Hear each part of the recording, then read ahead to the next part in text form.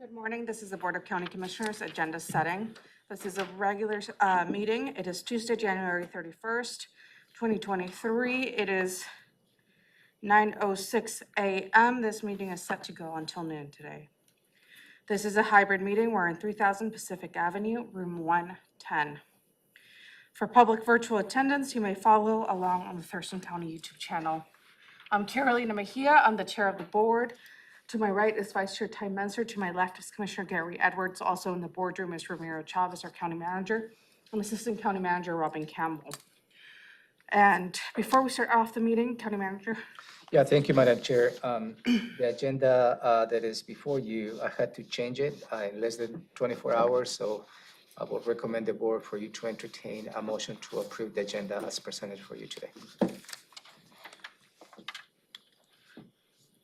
I'll move to approve the revised proposed agenda for Tuesday, January 31st, 2023. Second. It's been moved and seconded. Any discussion? I guess I would just like to let the public know the change on our amended agenda is the executive session that's been added. That will take approximately 30 minutes.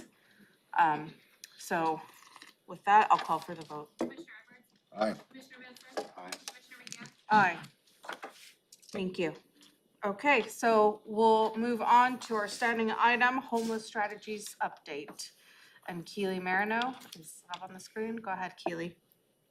Good morning, Commissioners. Keely Marino with Public Health and Social Services. Today is going to be mostly an update on the point-in-time count. So the point-in-time count started on Thursday, the 26th of January, but most of the counting took place on Friday. There are still events ongoing throughout this week until ending tomorrow. But Friday was incredibly busy day, and it went in very smoothly thanks to our amazing staff, volunteers, service providers in the community, just helping move it along as smoothly as possible. So we had a number of events, Union Gospel Mission, Salvation Army. We did pop-up survey events there. We handed out tons of clothes and coffee and snacks, and then did some exchange for some surveys with some incentive items. Sergio's event was the Homeless Connect event at Interfaith Works new building. It was really amazing to see. They had 15 to 20 service providers there. They served pizza, they served coffee. Council member Lisa Parsley from City of Olympia was there providing veterinarian services, and I believe Commissioner Menser, you were able to come by, so thank you for showing up for that. And then of course Governor and First Lady Inslee came through and did a tour both of Sergio's place as well as the Unity Commons shelter. So that was another exciting addition to the day. We ended the day with the youth and young adult event at First Christian Church. Also went really, really well. Good 10 service providers, meals, clothes. Youth and young adults did help plan that event. And so I feel like everyone walked away from that feeling very successful about how the event turned out. And today we have 2 days worth of laundry events. So Olympia Mutual Aid Partners are sponsoring 2 full 12-hour days of offering and providing 1 load of laundry for individuals that are experiencing homelessness, unsheltered, and they'll be doing surveys and having food and also handing out survival goods and supplies. Last night, we also had our staff member, Ariel Benson, who's been coordinating the pit with some volunteers out at the jungle to do some surveys and hand out supplies, and those efforts will continue also over the next 2 days to get out into the encampments and survey out there. So all told, a really successful PIT so far. We anticipate that once we gather all of the surveys, we will be able to start entering that data into HMIS and should have preliminary data sometime in mid-March. So that's my update for this morning, and I'm happy to take any questions. Oh, and Carolina, Commissioner Mejia, thank you so much for stopping by the Salvation Army and helping out. That was excellent to have you there. And if I've omitted any thanks, I apologize. I can't keep all of it in my head at one time. So No worries, Keely. Questions for Keely? Commissioner Edwards? No questions, thank you. Questions, Commissioner Mensah? Nope, I really enjoyed seeing the Sergio's Place building structure. It was exceeded my expectations and the event seemed to be going very well. Lots of positivity and good stuff going on between haircuts, pet care, service providers connecting to folks. It was good.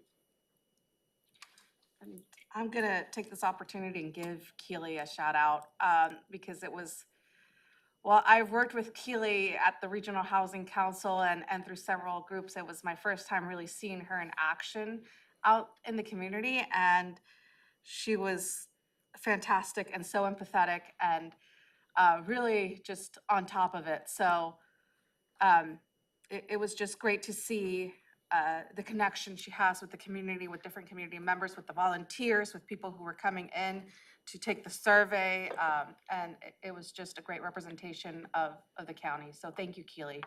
Oh, thank you so much. Woo-hoo, Keely.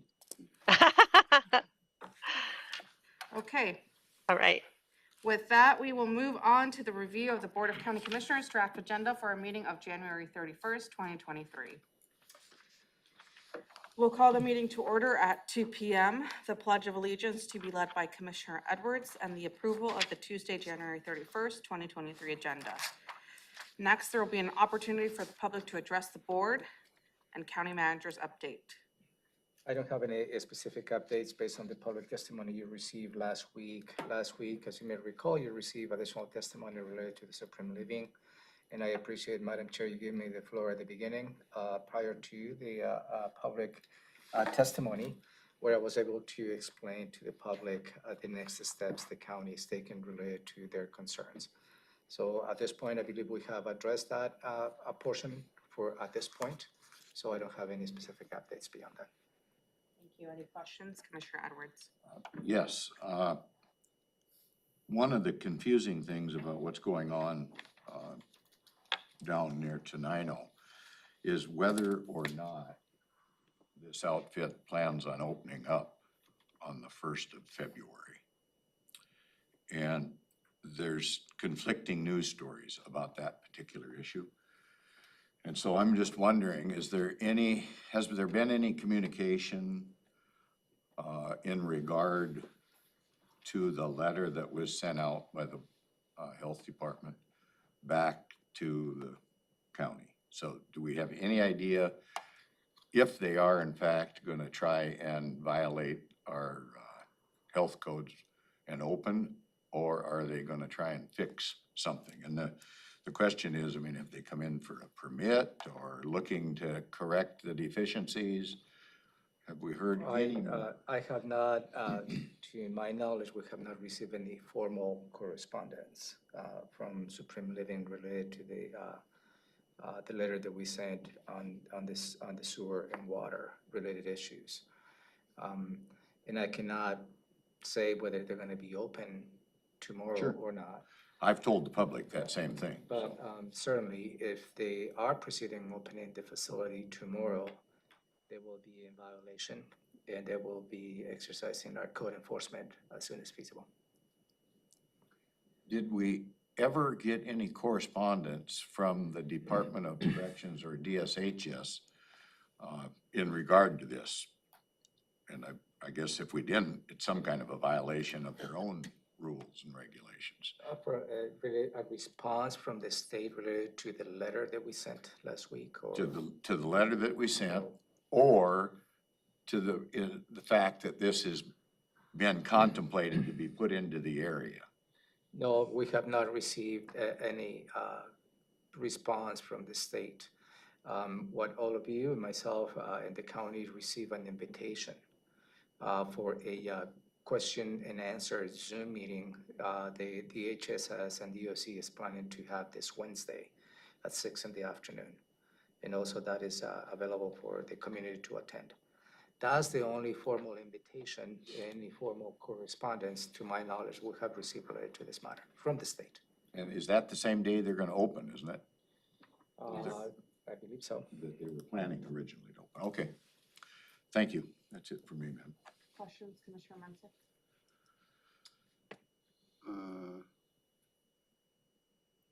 The question and answer is Wednesday evening, Yeah, at 6 in the afternoon.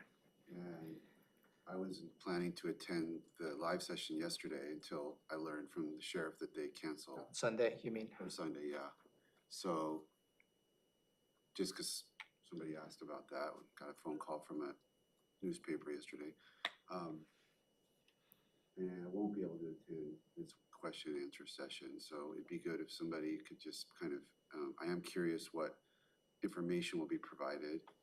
I know Commissioner Mejia's got a conflict, and she's got two conflicts, and I'm covering one, and she's got another, and I don't know if Commissioner Edwards can listen in for us on that listening session, but I will try to attend myself as well, and I think I'm interested and see what, because we've heard as we met with some of the legislative delegation, as you know, that it appears they have made statements that the state, the HSS, has informed the county since last year.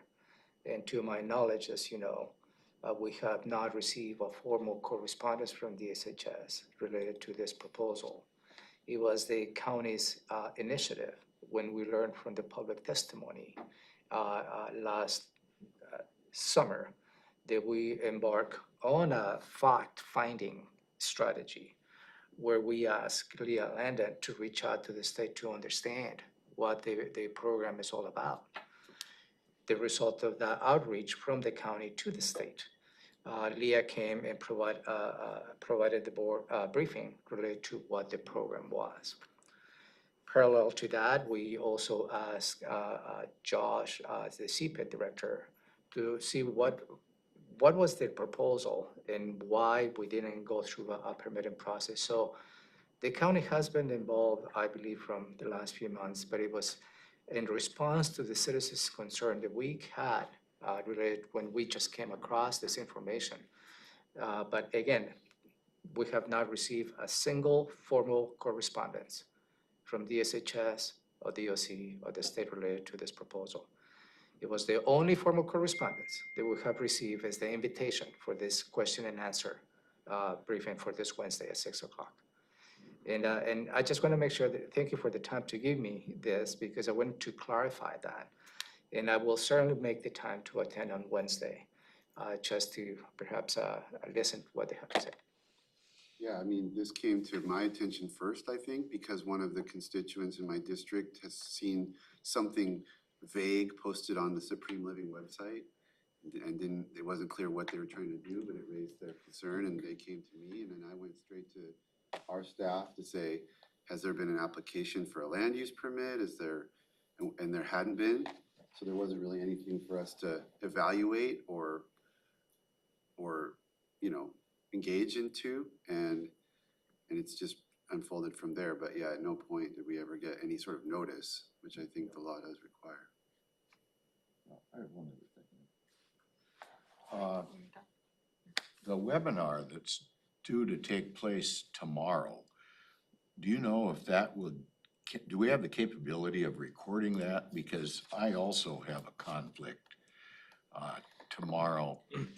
It's being recorded. I asked about that specifically. Oh, you've already Yeah. got that figured out? Yeah, because I was like. So they're gonna be recording that? They are going to be recording it, and it's going to be posted 4 hours after that. Well, So- that's good to know, because since they're the host in the Zoom meeting, they have the option to record it, so I'm glad Can that the is the public case. submit questions through the chat, or how are they handling it? I don't know.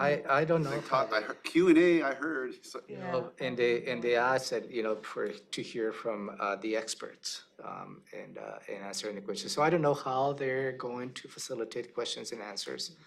But it certainly I will be there if they give me the opportunity to correct any information related to the county's involvement.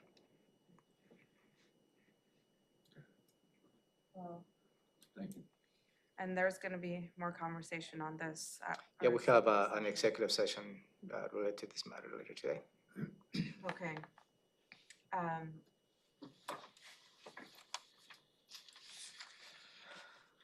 We'll move on to consent items A through C. Item 3A is approval of the voucher list for the week of January 16th. Thank you, Madam Chair. This is for your consideration to approve the voucher list. Again, for January 16, 2023. with a combined amount of $2,729,507.69. Questions? Yes, I do have questions. Go ahead, sir. And, just for the public, I mean, I want to point out that we only are allowed to discuss things about county business when we're in a session that's been prior advertised. So you'd think, well, maybe I could have asked about this with my seatmates earlier, but anyway, can't do it, so we have to do it, I guess, in this fashion. There is a new issue brought forward on this topic, and that is by a, I don't know if you want to call it watchdog group, individuals, but there was a concern brought forward with attached RCWs that actually are out of the Washington law. And the issue is that apparently, and there's some budget documents from our own budget process showing or alleging that there's been an over expenditure on a issue that has to do with this building. I thought we were pretty well over this, but it looks like this is still hanging fire. And what I'm wondering about is if we are on solid ground or not. I don't see anybody from legal that's here, and this is kind of blindsiding legal because as far as I know, this issue came in last night. So I don't even know if my seatmates had a chance to review this. But I have several concerns here. In the past, when we've moved forward on issues, they were technical issues and maybe there was a mistake made, maybe not. I know recently we settled, I think, for about $10,000 out of court having to do with the mistake that the board made. And now, we never did find out if it was really a mistake or a technical issue because it was settled out of court, so it was never adjudicated. And on this issue, the difference being that we as county commissioners are apparently held personally liable for any expenses above and beyond the budgeted amount. And so therein is where my concern lies, is we're in a situation where in the past, it was a monetary settlement, but the county picked that up. Now we are individually listed as having made this mistake, I'm gonna call it. Because I don't know any more about it than that. And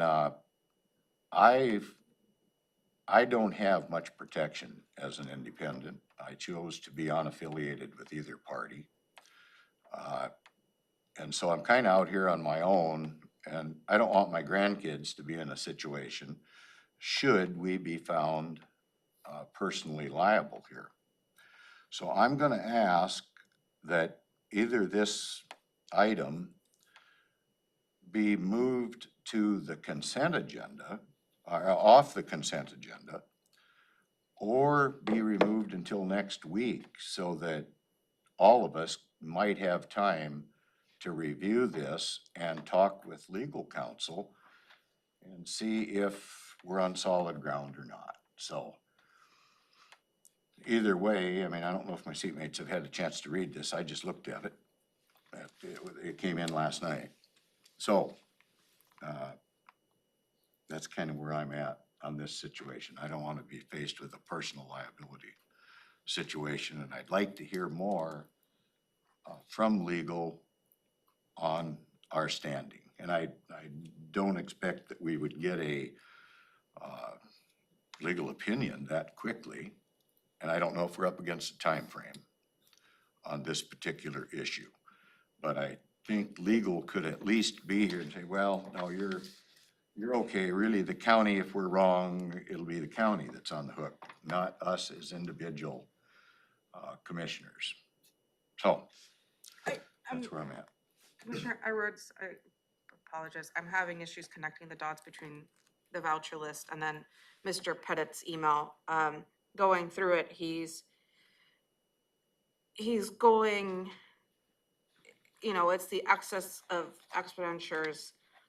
And so I'm having a trouble connecting what he's saying here, which is another issue, and I think this was an action that we took 2 weeks ago to the voucher list right now.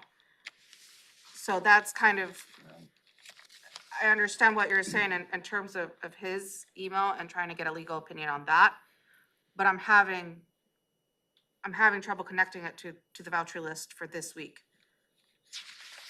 or for January 16th.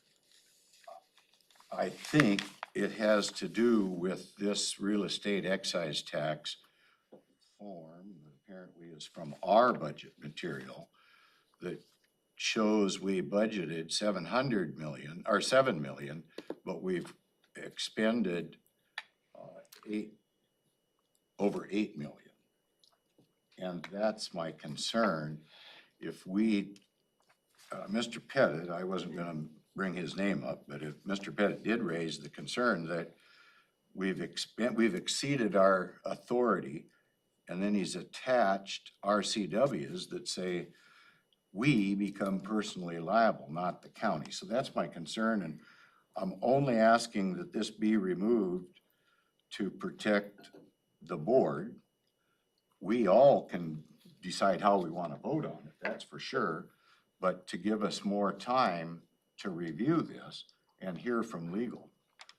That's my concern. I can't vote on this when I think that I'm jeopardizing my future. So that's all.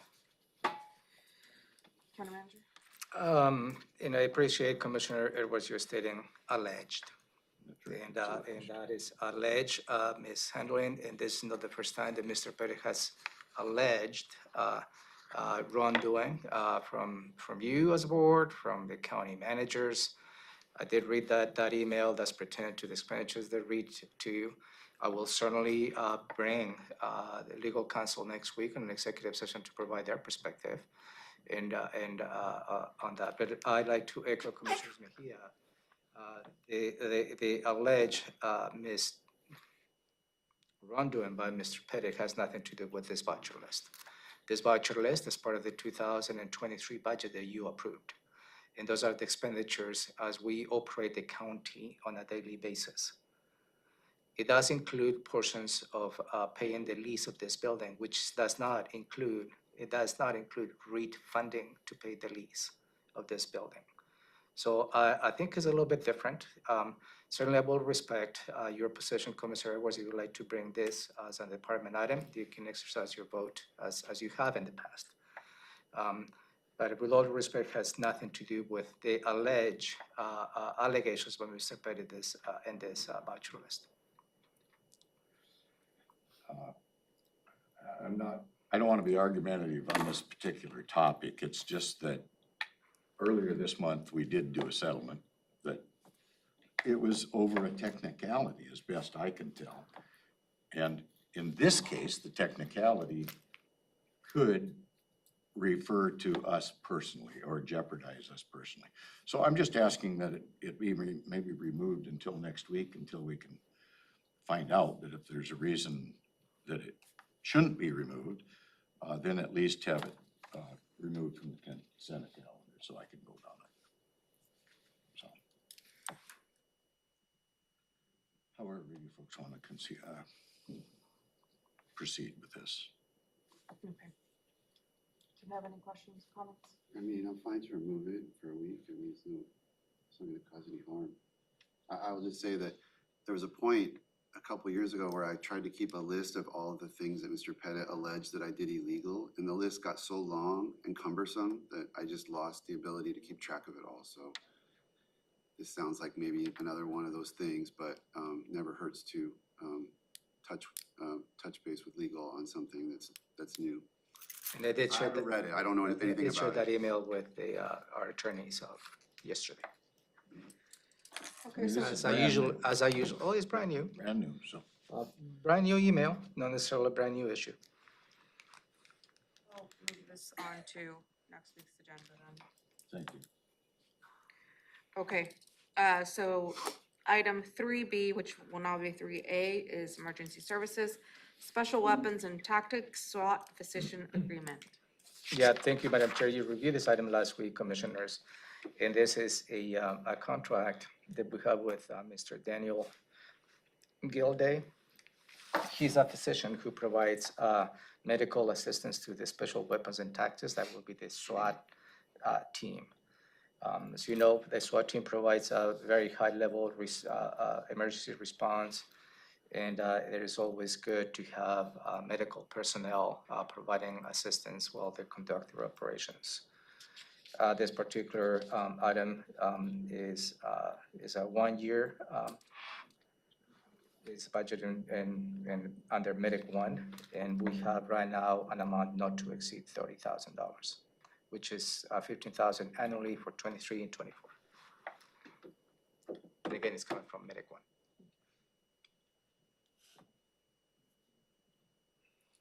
Questions, Commissioner Edwards? No questions, thank you. Questions, Commissioner Menzer? Okay, moving on to next item. Thank you, Ben. Anything, sorry, Ben, anything you would like to add? Nothing I'd like to add at this time. Thank you. Okay, thank you. Moving on to Public Works, the resolution or classifying position 34R00984 in the Thurston County Pay and Classification Pay Plan. Thank you, Commissioners. As I stated last week, every office and department, when they have a vacancy, there is always an opportunity to reassess the current classifications of that vacant position to determine whether the same classification meets the business needs as we grow and providing the services to our residents. In this particular case, Public Works has gone through that process and determined the vacant position of accounting assistant 4 needs to be classified to a senior fiscal analyst. And as you know, Public Works is a very complex department with over 200 employees as well as close to $100 million in budget. It requires a high level of financial assessment. This particular action, if the board decides to approve, moves the position from $6,174 per month to $8,726 per month. That will be an increase of $2,552 or 41%. This will be covered by the road fund, solid waste fund, and all the protected funds that Public Works is responsible to. There is no general fund associated with this action. Questions? No questions, thank you. Okay. Next, in department items 4A, updating county commissioners' districts' legal descriptions due to redistricting as a result of the 2022 general election ballot measure approved by the voters to increase the number of county commissioners from 3 to 5. Thank you, Madam Chair. You also reviewed this item, and you had a briefing last week on January 25th related to a different item, but somewhat related. That this particular item for your consideration is to take the last step in the process of moving the Board of County Commissioners from 3 to 5 commissioners representation. A little bit of history. In November 2022, the voters approved to move into 5 commissioners representation. In December of 2022, the board approved the new boundaries for the 5 commissioner districts. So this is the next step to align the legal descriptions to the actions that you took on December 2022 and moving all the districts to the different new 5 district commissioners. And you have another item on the next week's agenda, which is a little bit different related to the redistricting. Questions? No questions, thank you. Okay.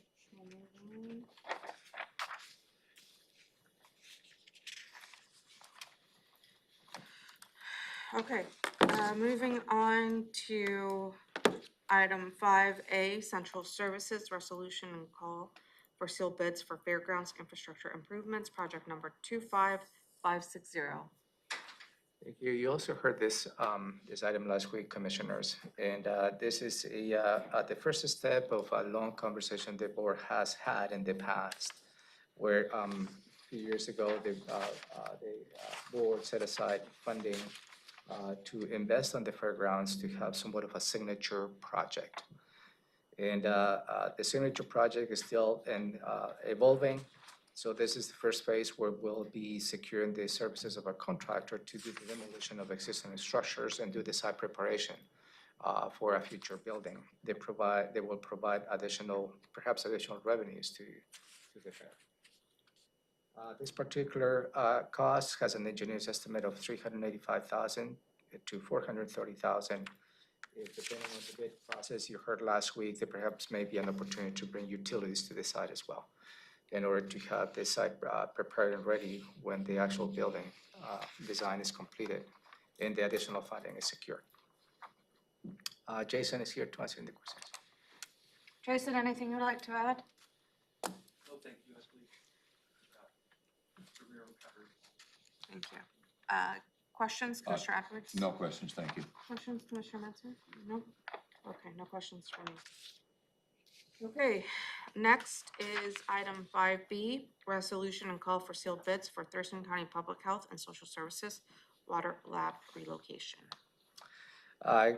Going back to the 3000 Pacific issue and this overall plan to move some offices from the courthouse campus to this building, there was one element of environmental health that remained in Building 1, continues to be, is the water lab testing.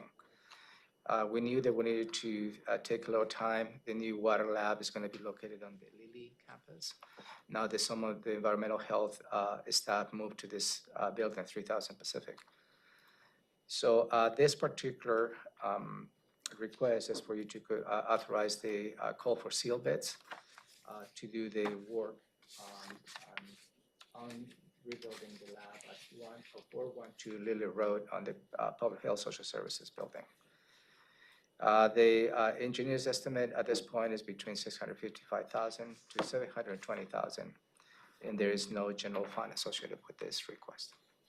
And we'll come back with the board as soon as we have a successful low bidder for you to consider approving the contract. Questions? No questions, thank you.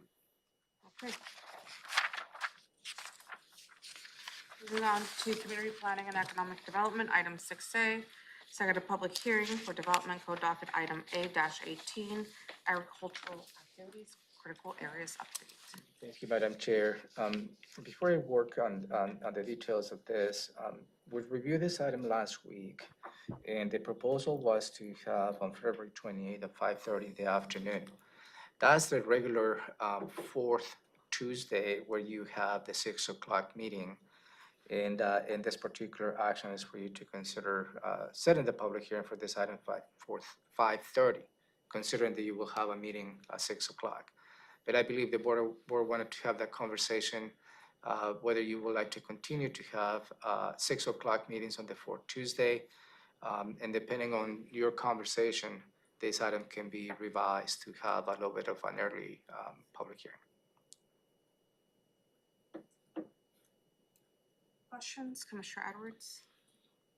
I think the question is, are we gonna have these late meetings, has there been a benefit?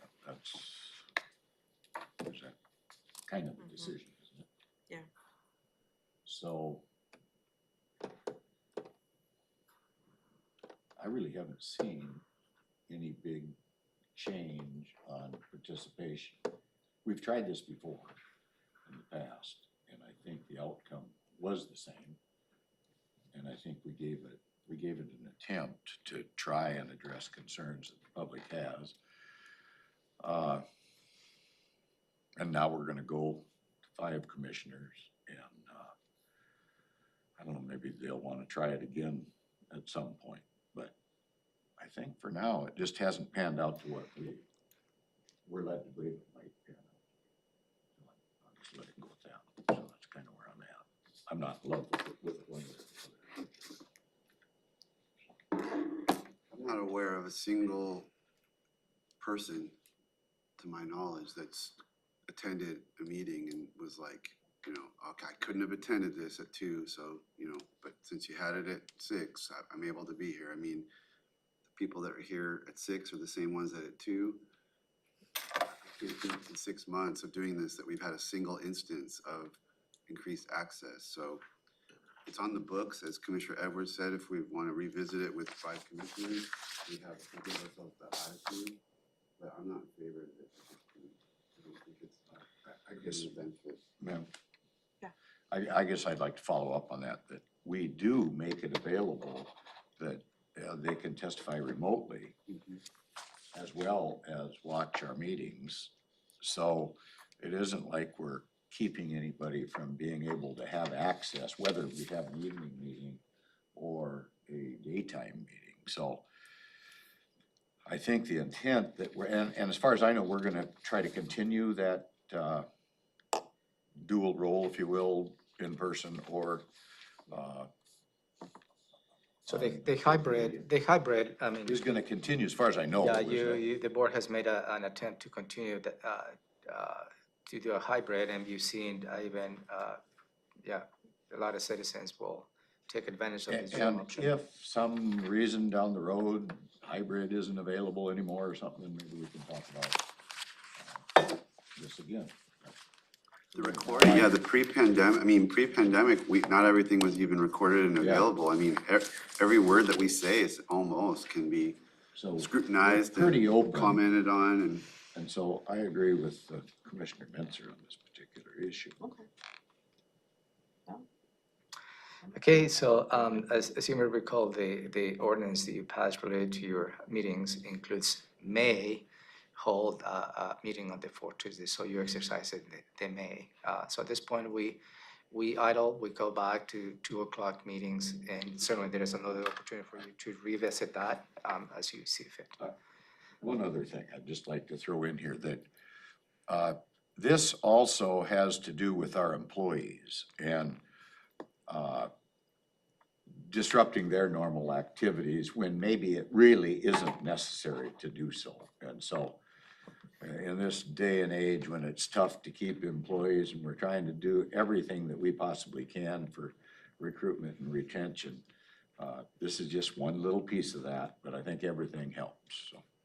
Okay, thank you, Commissioner. So we'll go back to the 2 o'clock Tuesday afternoon meetings. So going back to this item, this is for your consideration to set a public hearing for docket item number 818, which is the agricultural activities critical area ordinances. The Planning Commission reviewed this item in 2 work sessions back in July 20, 2022, as well as October 5th, 2022. The public hearing was, the Planning Commission held a public hearing November 2nd, and the Planning Commission submitted a recommendation of unanimous recommendation to the board for you to consider authorizing the changes on the agricultural activities related to critical areas. The board was briefed on January 11, 2023, and at that point, the board felt comfortable to direct the staff to set the public hearing.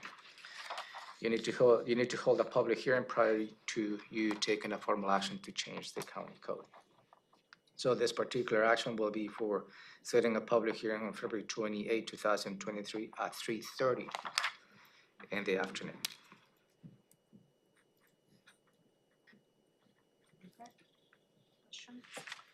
No questions for me, ma'am. Okay.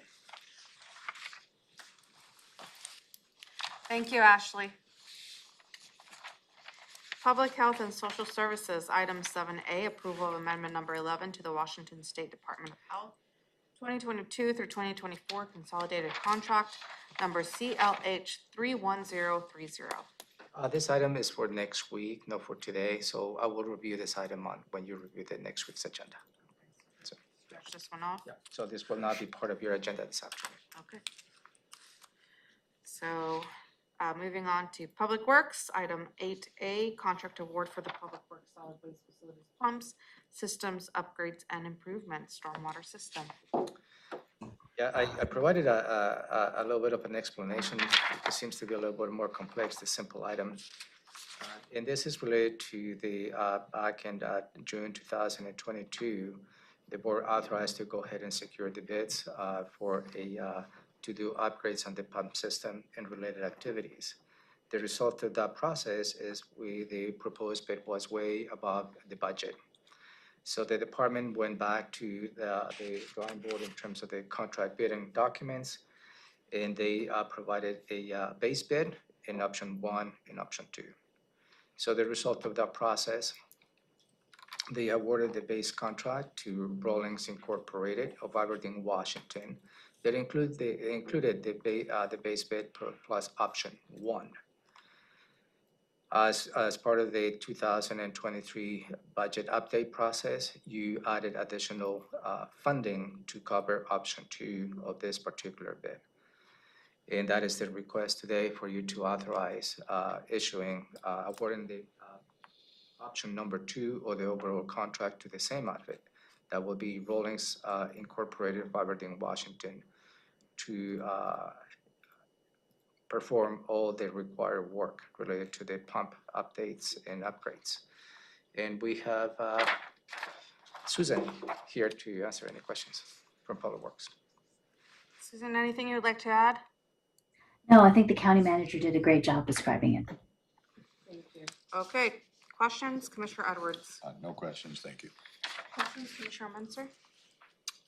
Nope, been through this one. Thank you. And by the way, this is covered by the tipping fees, solid waste fund. I always need to make sure that Thank you for that. yeah, thank you, sir. Okay.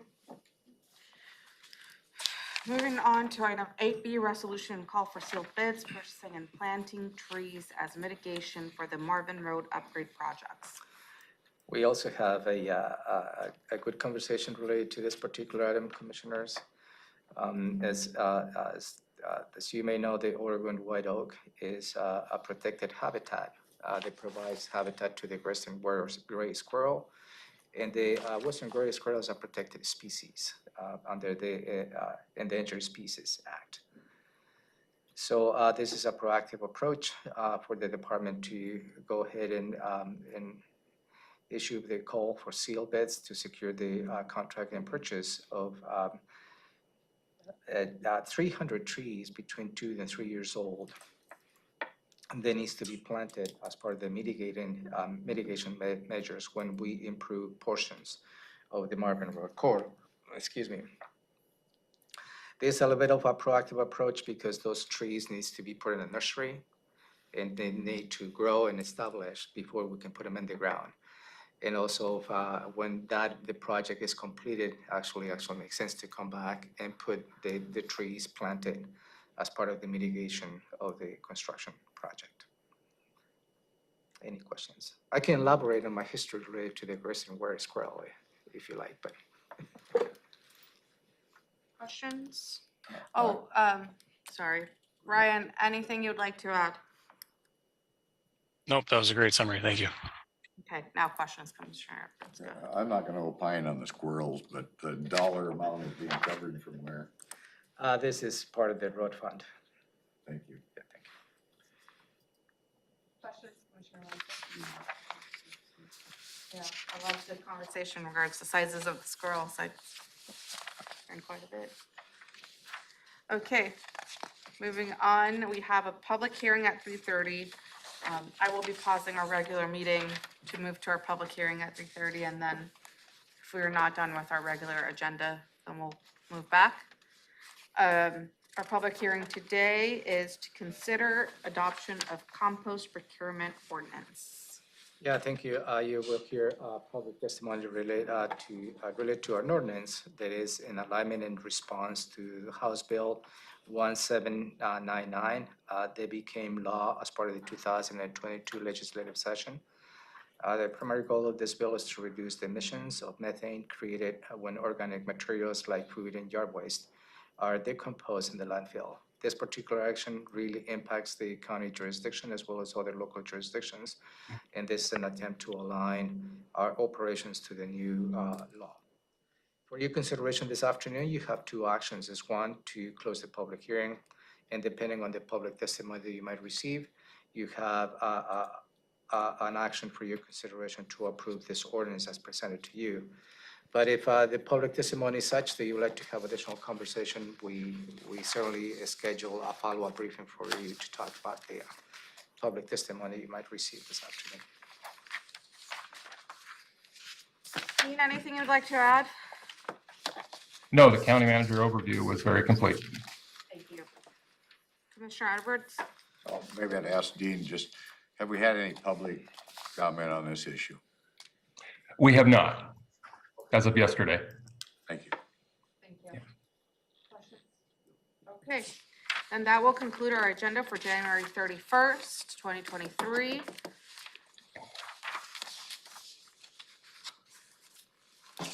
We'll move on to our next agenda, which is the review of Board of County Commissioners draft agenda for our meeting of February 7th, 2023. We'll call the meeting to order at 2 p.m.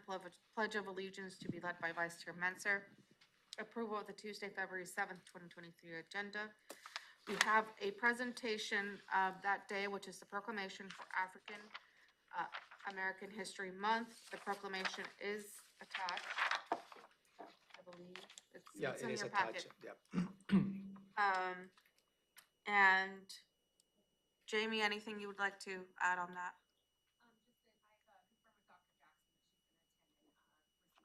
Okay.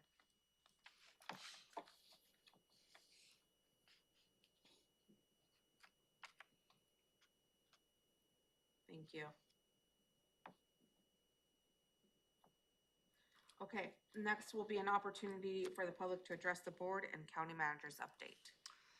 I will follow up with any updates depending on the public testimony we might receive today, Madam Chair. Okay. Questions? On consent items A through E. Item 3A is approval of the voucher list for the week of January 23rd, 2023. Yeah, for your consideration, Madam Chair, as they approving the voucher list for January 23rd, 2023 for a combined amount of $3,349,513.66. Based on the decisions that you made, you will see another item next week. Mine, I think mine says 7 million. Oh, what did I say? I thought I said 7,300,000. I thought you said 3, so, Oh, I'm sorry. anyway, a lot of money. I probably did say 3. It's $7,349,513.66. Thank you for keeping me honest. My question would be, kind of, is it at all connected with what I brought up earlier without opining on that whole thing?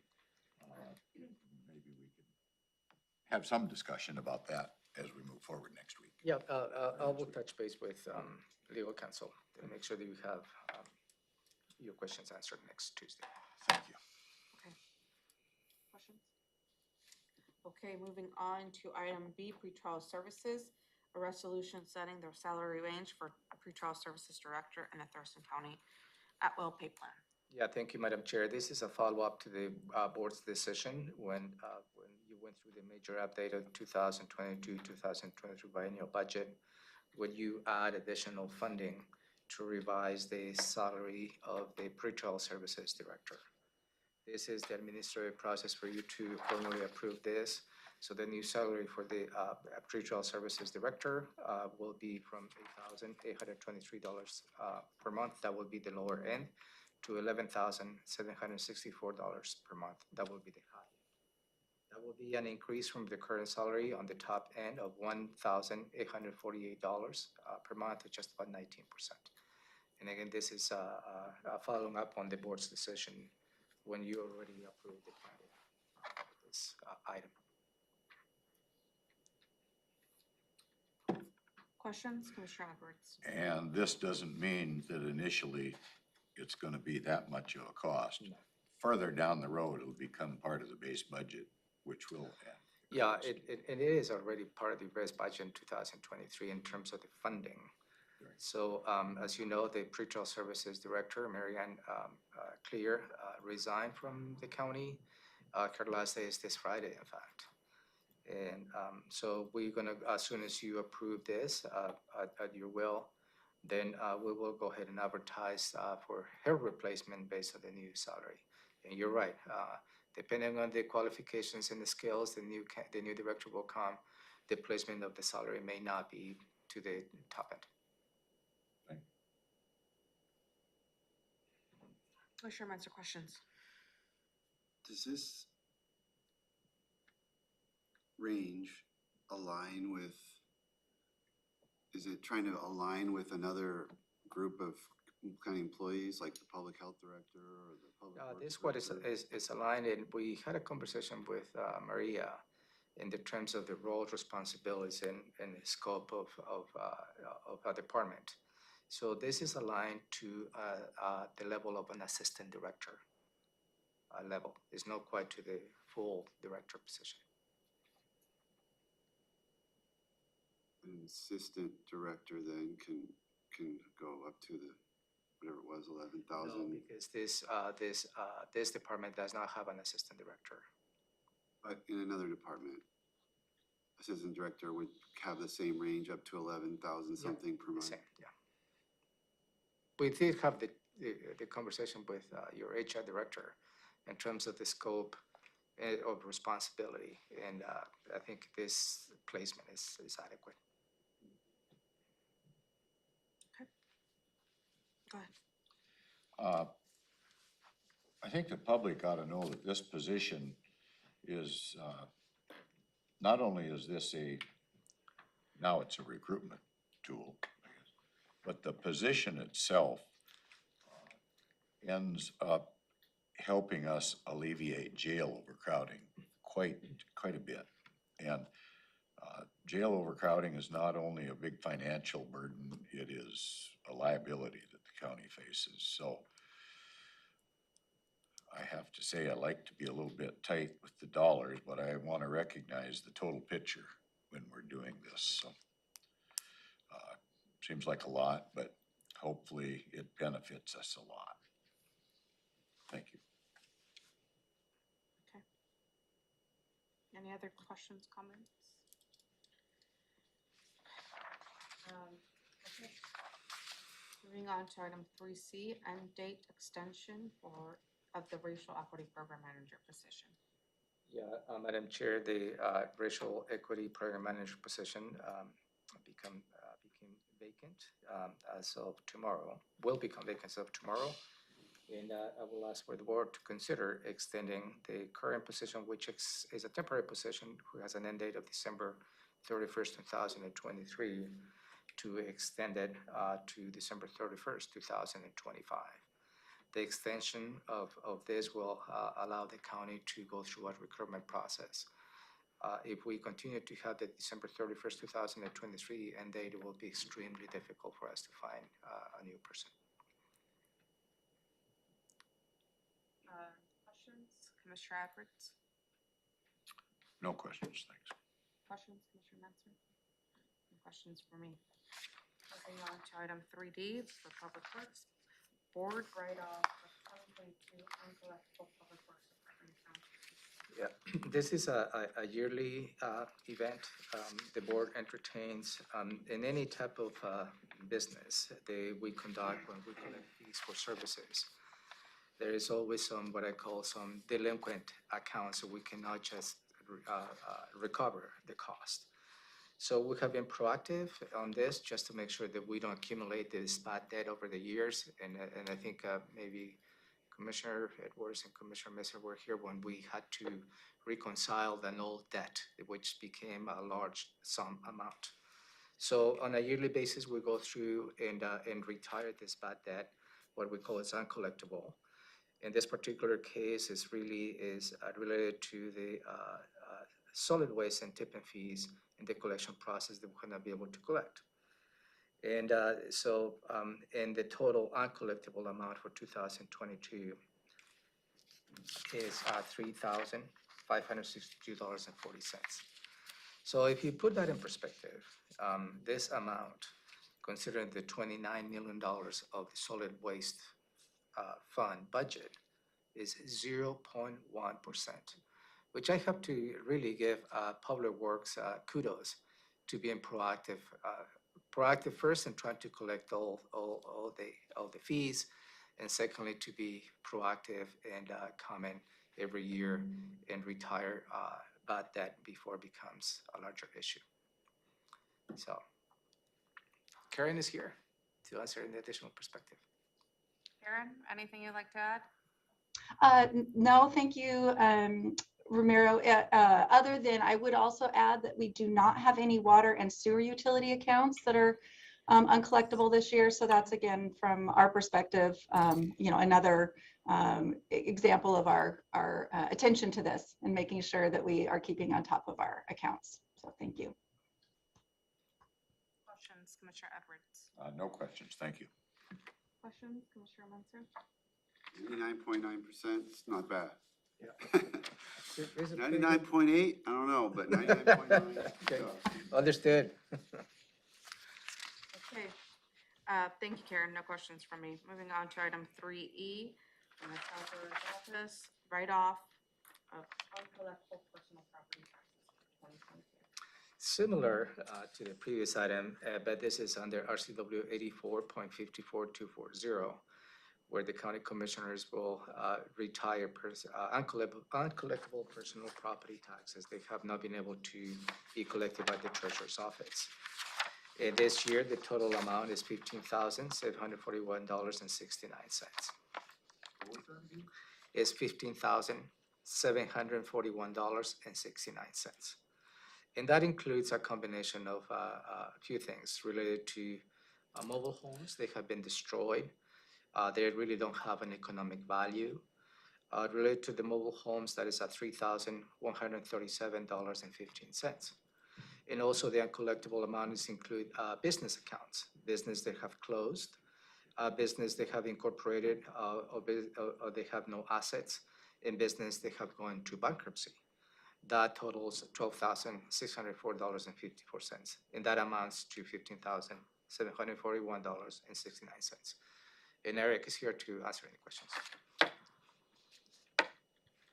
Eric, anything you would like to add? Nothing I need to add. I just, one thing I do want to say is just be aware that initially this was submitted for the 14th of February and with some scheduling, so it was moved to the 7th. So that's one of the reasons you'll see the 14th on everything that I submitted, but it was moved to the 7th. I just want you to be aware of that.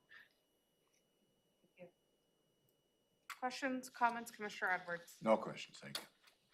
Questions, comments, Commissioner Munson? None from me. Thank you. Thank you. Moving on to department items. Items 4A from the Auditor's Office, set a public hearing to change precinct boundaries. Thank you, Madam Chair. You received a briefing last week on January 25th, 2023 from the Auditor's Office related to some of the shifts on the precinct boundaries, as well as population between precincts. And that is the yearly exercise the Auditor's Office goes through based on the changes in population that we go through in the county. And as you may recall, there's really does not change the boundaries that you approve of the 5 commissioners, but really it's just shifting, creating, eliminating some district boundaries to strike a balance between the population of each of the precincts. At this particular action is for you to consider setting a public hearing for February 28th, 2023 at 3 in the afternoon to receive public testimony before you consider taking an action to approve the precinct boundaries. And who do we have online? Lynn, Lynn, she provided a great PowerPoint information last week, so she's available to answer any questions. Questions? Commissioner Edwards? No questions, she did a good job before, so we got it covered. Thank you, Lynn. Questions, Commissioner Munson? The Deputy Auditor, Diana Benson, also here. I just want to echo that Lynn did a very detailed and comprehensive presentation to the board. And if there's any questions about what's going on, you should take a look at that meeting. We'll walk you through it step by step. Very methodical, nicely done, for sure. It was a very good presentation. Thank you to the auditor staff. Okay, moving on. Thank you. Thank you. Wait, this is at 3 p.m. Don't we usually do 3:30? We have a 3:30, you just approved an item for 3:30, so we have 2 back-to-back. Okay. Can we just stack them at 3:30. Yeah. Yeah, we can probably do a 3:30 and then we add the soon thereafter. I just saw this and I was like, wait. Okay, yep. So, that's good. yeah, and then we can do one and then tackle the other one. We'll change that to 3:30. Thank you. Okay. Information technology, item 5A, renewal of Microsoft support agreement for technical assistance. Thank you, Madam Chair. As you know, the county uses Microsoft products such as Office 365, Windows, SharePoint, SQL Server, and Windows Server. And every year, we have a contract with Microsoft to provide support to all the software that we utilized. This particular items for you to consider moving to waive the competitive bidding requirements, and the county auditor has weighed in on that and agrees, since they is a sole source professional services, since Microsoft is the owner of all the applications. There is no other vendor that provide the services. And this particular action is for you to consider a one-year term for technical assistance for $87,689. It's already included on the budget. It's already included on the rates. And this is for you to formally approve this contract. Sherry L., the interim director of IT, is here if you have any questions. Thank you. Sherry, anything you'd like to add? Okay. Questions, comments, Commissioner Edwards? I guess my only question would be, do we need to get, when there's only one available and only one option, do we need to get the internal auditor to look at it and give it our blessing? Well, we always go through the due diligence to make sure that we don't miss anything. A lot of times you put it in here that it's been approved. Good enough. Is this the same amount as last year, or? is it an That's a increase? good question. Can you come for a second? Can you capture the voice? Price has increased by just under $6,000, or just under $6,000, $5,958 more than last year.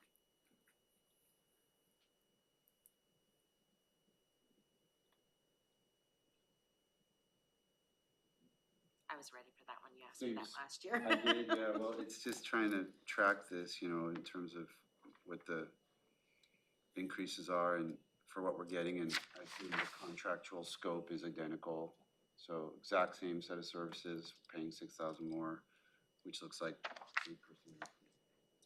7 or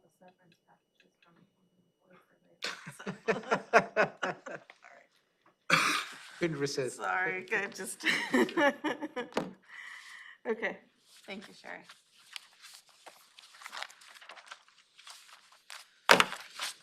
Okay, Public Health and Social Services, item 6A, tobacco, vaping, and cannabis prevention contract from Choice Regional Health Network. Yeah, thank you, Madam Chair. In 2022, mid-year, Choice, the Regional Health Network, was awarded a regional lead and coordination role over a combined program that includes the youth, cabinets, and commercial tobacco prevention program. Those activities are across the 7 counties of the Cascade Pacific Action Alliance region. In November 2022, Choice received the funding, confirmed the funding from the Washington State Department of Health, and late in the year, in December, is where they agreed to give Thurston County Public Health Social Services a contract for $113,633.75 for the services that I just explained. So there's a little bit of an interesting sequence of events, because this contract will have a retroactive coverage that goes from July 1st, 2022 and goes to June 30th, 2023. That is the fiscal year of the state. And again, a little bit of the delay, I believe, is because the Choice just made the determination in late November 2022 to engage the county on this particular contract. Chris? Good morning, Commissioners. Chris Hawkins here, Program Manager in Education and Prevention in the Community Wellness Division at Public Health and Social Services. And we've been awaiting this opportunity for a while to continue our efforts on tobacco prevention and control. And County Manager Chavez covered the basics of that pretty well. We're excited to get going on a lot of this work, which will be engaging local school districts on their needs as far as addressing the situation of vaping among students in our local schools, and then also to engage youth serving organizations in partnership to do something called Youth Participatory Action Research. And that will be sort of the Thurston County new initiatives out of this funding, which we're grateful to receive, and will be then also continuing our community education efforts and efforts to inform and help the community to follow the smoking and vaping in public places policies that the county has set. So that's the basics of what this scope includes. Happy to answer any questions. This matter, so Does this matter? You have what? I have to recuse from this matter. Is you a member of the choice No. board? No, my father was recently employed there, so. Chris, do we have any information, like recent data on whether or not vaping in schools or amongst teenagers is increasing or static or decreasing? Like, are these efforts being successful? I know there was also like an intensification of the advertising, of these companies and how they were marketing. So I know there's countervailing forces, but I'm just wondering kind of where the trends are. Yeah, the trends that we see are, at least in terms of what we're hearing from schools, a high degree of concern about the amount of vaping that is occurring among students while they're at schools. We also have Healthy Youth Survey data going back many years, although methods changed during the pandemic such that we don't have a very good recent indication of what the trend would be. We have kind of a snapshot from 2021 about it, which showed a lot of improvement, but again is not particularly comparable to the previous Healthy Youth surveys that ran up through 2018. So the trends were not looking good up through 2018, and the indications are from our local school partners that we have a lot to address on this issue still. But I can get more for you about that if interested.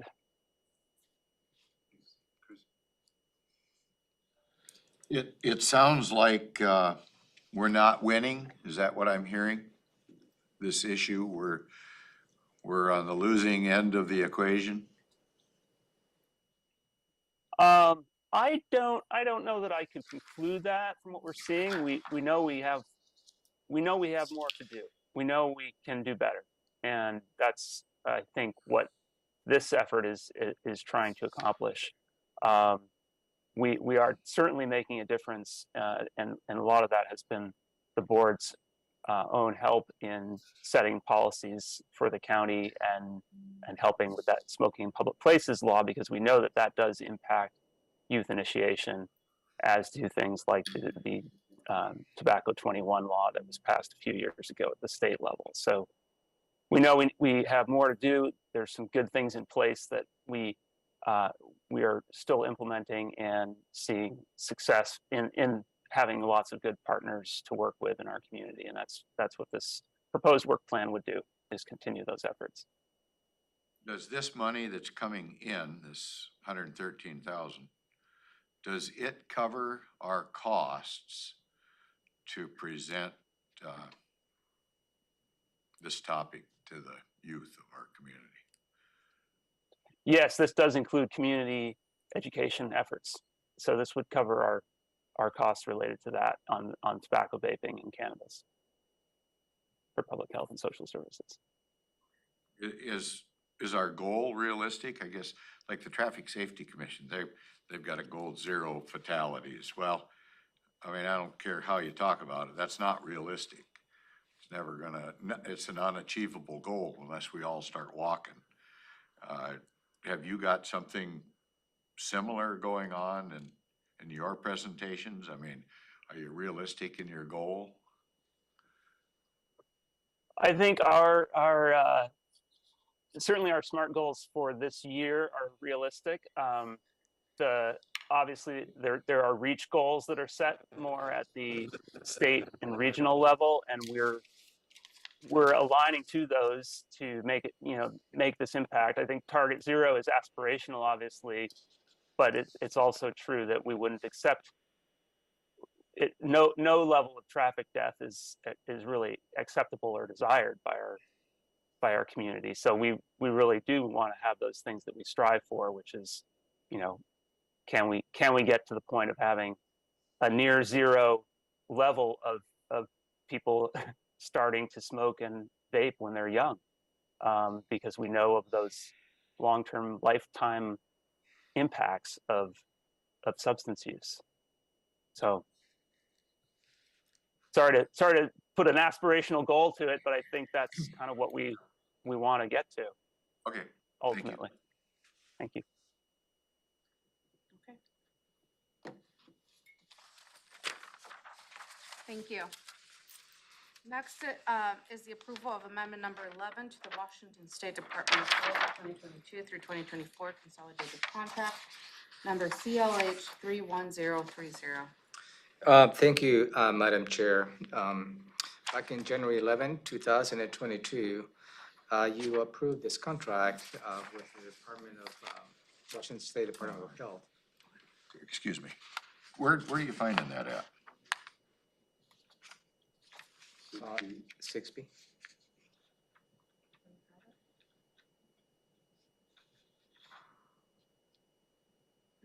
No, I'm not missing a page. It's misprinted somehow. We give you an updated agenda. I thought this was it. Okay, good enough. I'll listen to you. Okay, sorry. Again,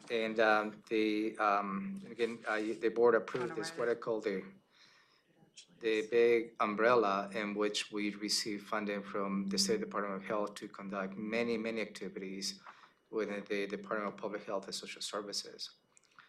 In the last few months, you have approved many amendments.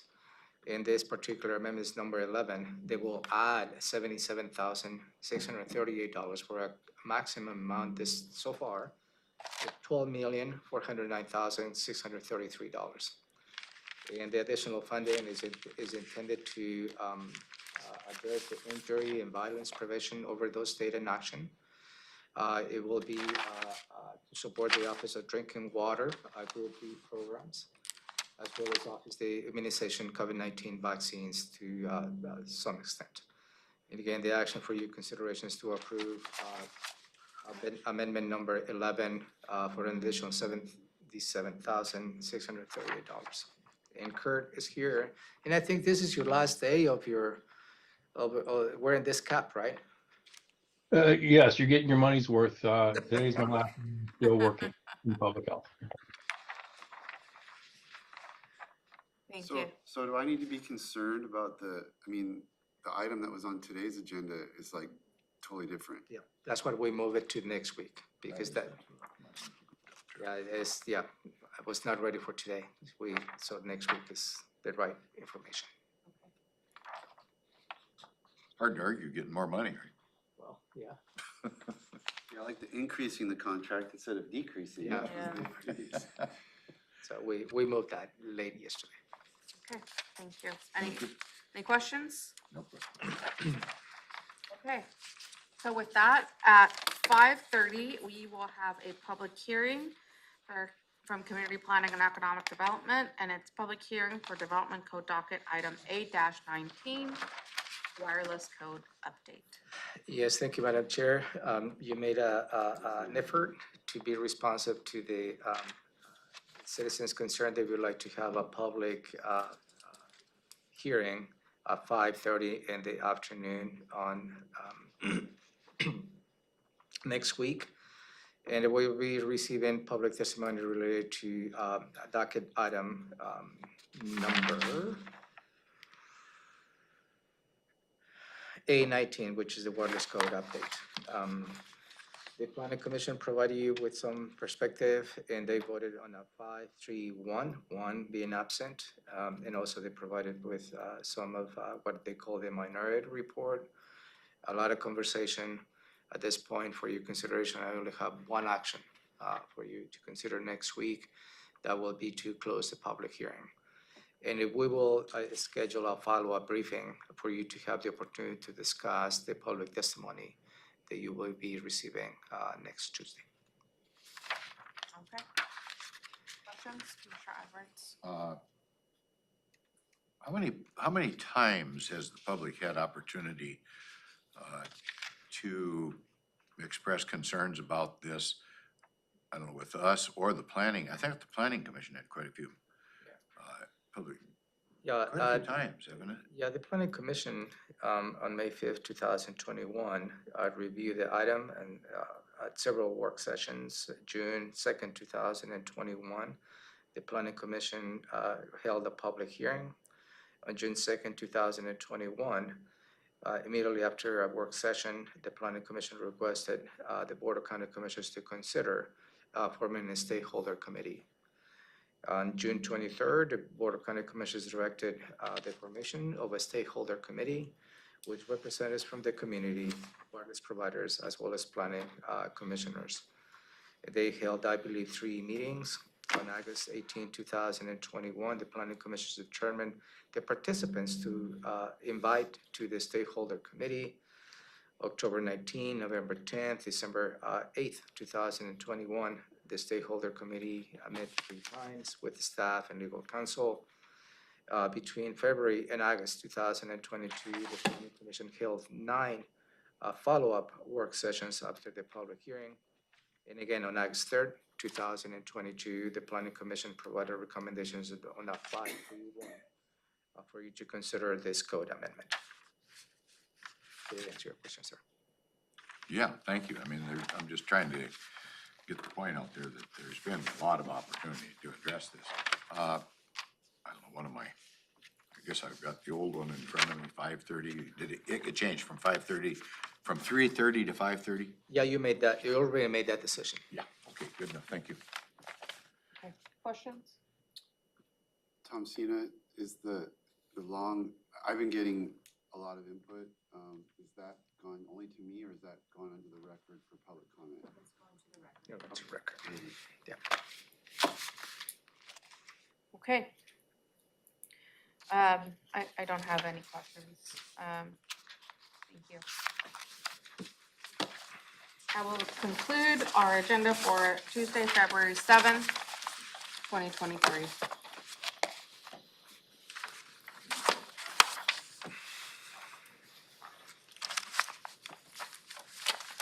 Okay, next is proclamations and awards and advisory boards and commissions, and I'll pass this to our clerk of the board, Jamie Caldwell.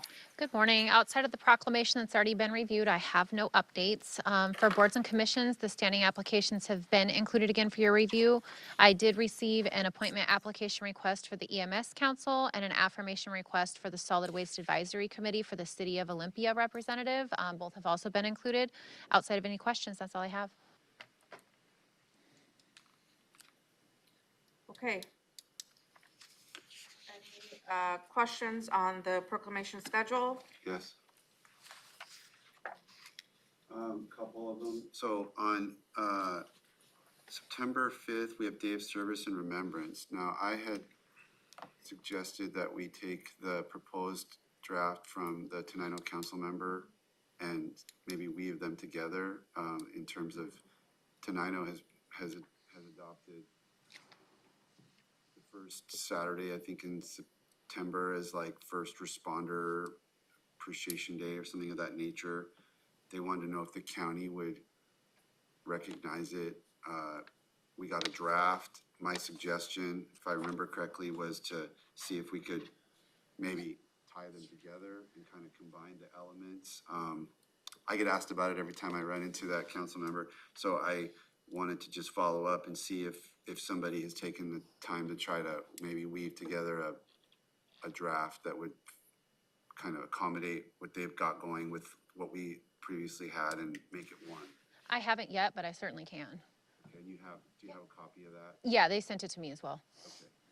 So I'd like to take a shot at that. And then the second question I have is on, the auditor expressed a concern that we did not include National Voter Registration Day on our list. She didn't know that we were, reviewing these when we were reviewing them, and wanted to weigh in strongly that we should include that. I think I advocated to include it, but it was pointed out that nobody was here I think last year we had nobody here to present it or whatnot, so it kind of got squeezed out. To correct on that one, I believe it was mixed up. There was nobody that appeared for Cybersecurity Awareness Day, which was right after that one. She was here virtually for the Voter Registration Day. Well, anyway, I'm just bringing it up if the board wanted to reconsider that. I mean, I'm willing to reconsider it. It's not, I know we had our discussion, but I don't know if you've heard from the auditor about it or if you have strong feelings about it. But she had pretty strong feelings about the importance of it. What was the date that would take place? It's in October. I believe it's in September. But I'll double check real quick.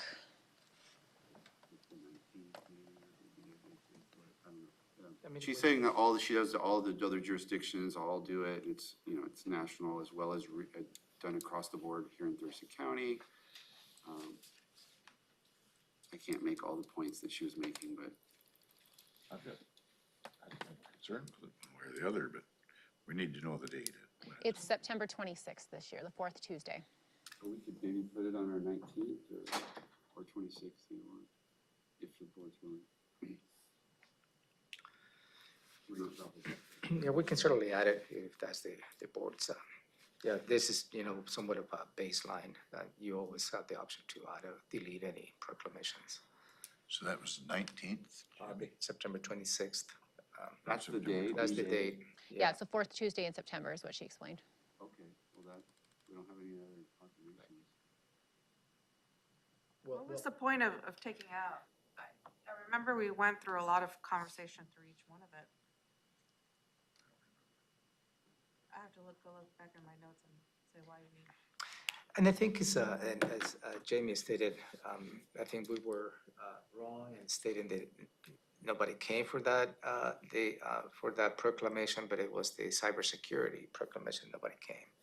So I think staff provided erroneous feedback to the board. I think we were using that as kind of as a filter. Like, Right. okay, if we did it last year, but nobody showed up, then obviously maybe that's one to take out. And so if that was an error, then. Actually, it makes sense for you to consider adding this. So I think it's a pretty good one. I don't have any issue with putting it back. So we'll add it. Thank you. Okay, and then moving on to advisory boards and commissions. Any questions or comments on that? Did we get that settled on the ag? No, we have not. What about EMS? Did you have? Oh, yes, I do have EMS to present. Tom Carroll? Yeah, Tom Carroll. And I don't see the information here. It's attached in here. Is it attached in here? Tom Carroll, EMS Council. I would like to get that accomplished. Thank you for bringing that up. You're supporting, the council supporting him? Yes, Okay. yeah. And there's no other applicants, so. No, he's the only one. He's a good guy. And it's been a while, so I would advocate that we put it on there. I mean, he's got his application in and everything. I just hadn't reviewed it, but I also know him, so. Okay, that's fine with me.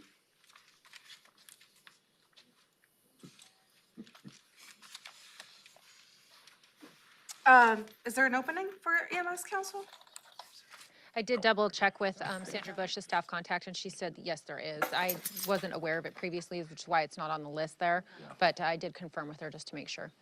Okay, I'm fine with moving This forward. is a new appointment or a reappointment? A new appointment. New. Oh, okay, to fill a vacancy we didn't know we had. Yes, Okay. that's right. And then, are we gonna be able to do the solid waste since that's a municipal appointment? Yeah. I mean, we don't weigh Just in on affirm. that, and then. Yeah, just affirm it We'll somehow. close fire on affirm it. Black Lake and ag, so, okay. Okay.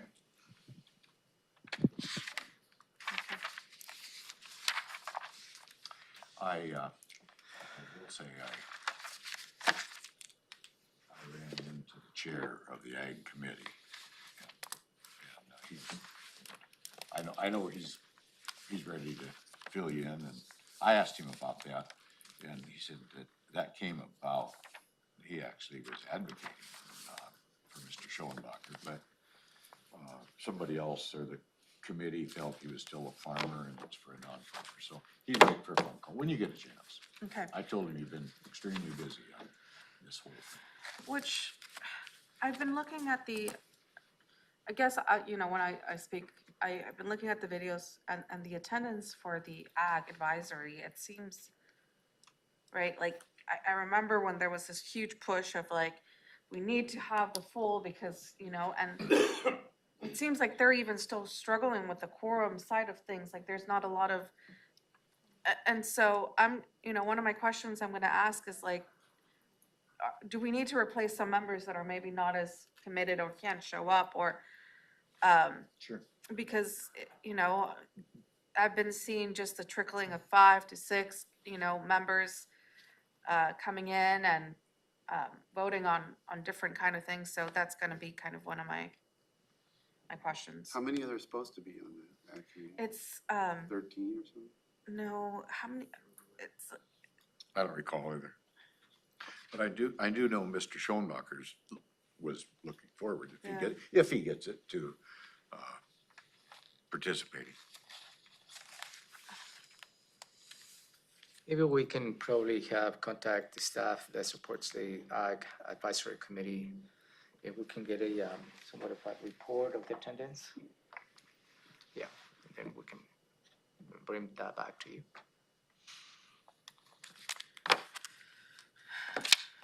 okay. Do we want to go ahead with Tom and, Mr. yeah. Carroll? So we're, The board agree on the EMS Council, the Solid Waste Advisory Committee, and the Black Lake, all three. No, not Black No, Lake. Black Lake, I not don't yet. think no, Black Lake, yeah. because we're waiting to They're hear gonna back do from some them. more outreach. Yeah, sounds good.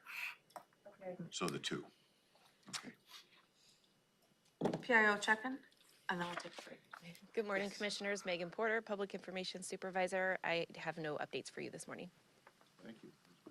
How's it going? Oh, questions? How's it going on filling in the position? I have another interview scheduled for next Monday, so hopeful that one works out. Okay. I know that I'm hoping that person comes in. I would want to do a coffee with a commissioner for March in regards to Child Abuse Prevention Month and get some data and information out, so. Yes, I've talked with Sarah about that, and we don't need to have that person in order to do that, so we're just going to schedule it and work on that with you. Help ease some of the burden for you, Megan. Okay. I appreciate that. Let's go ahead and take a break. It is 10:34 and we'll go ahead and be out for 15 minutes.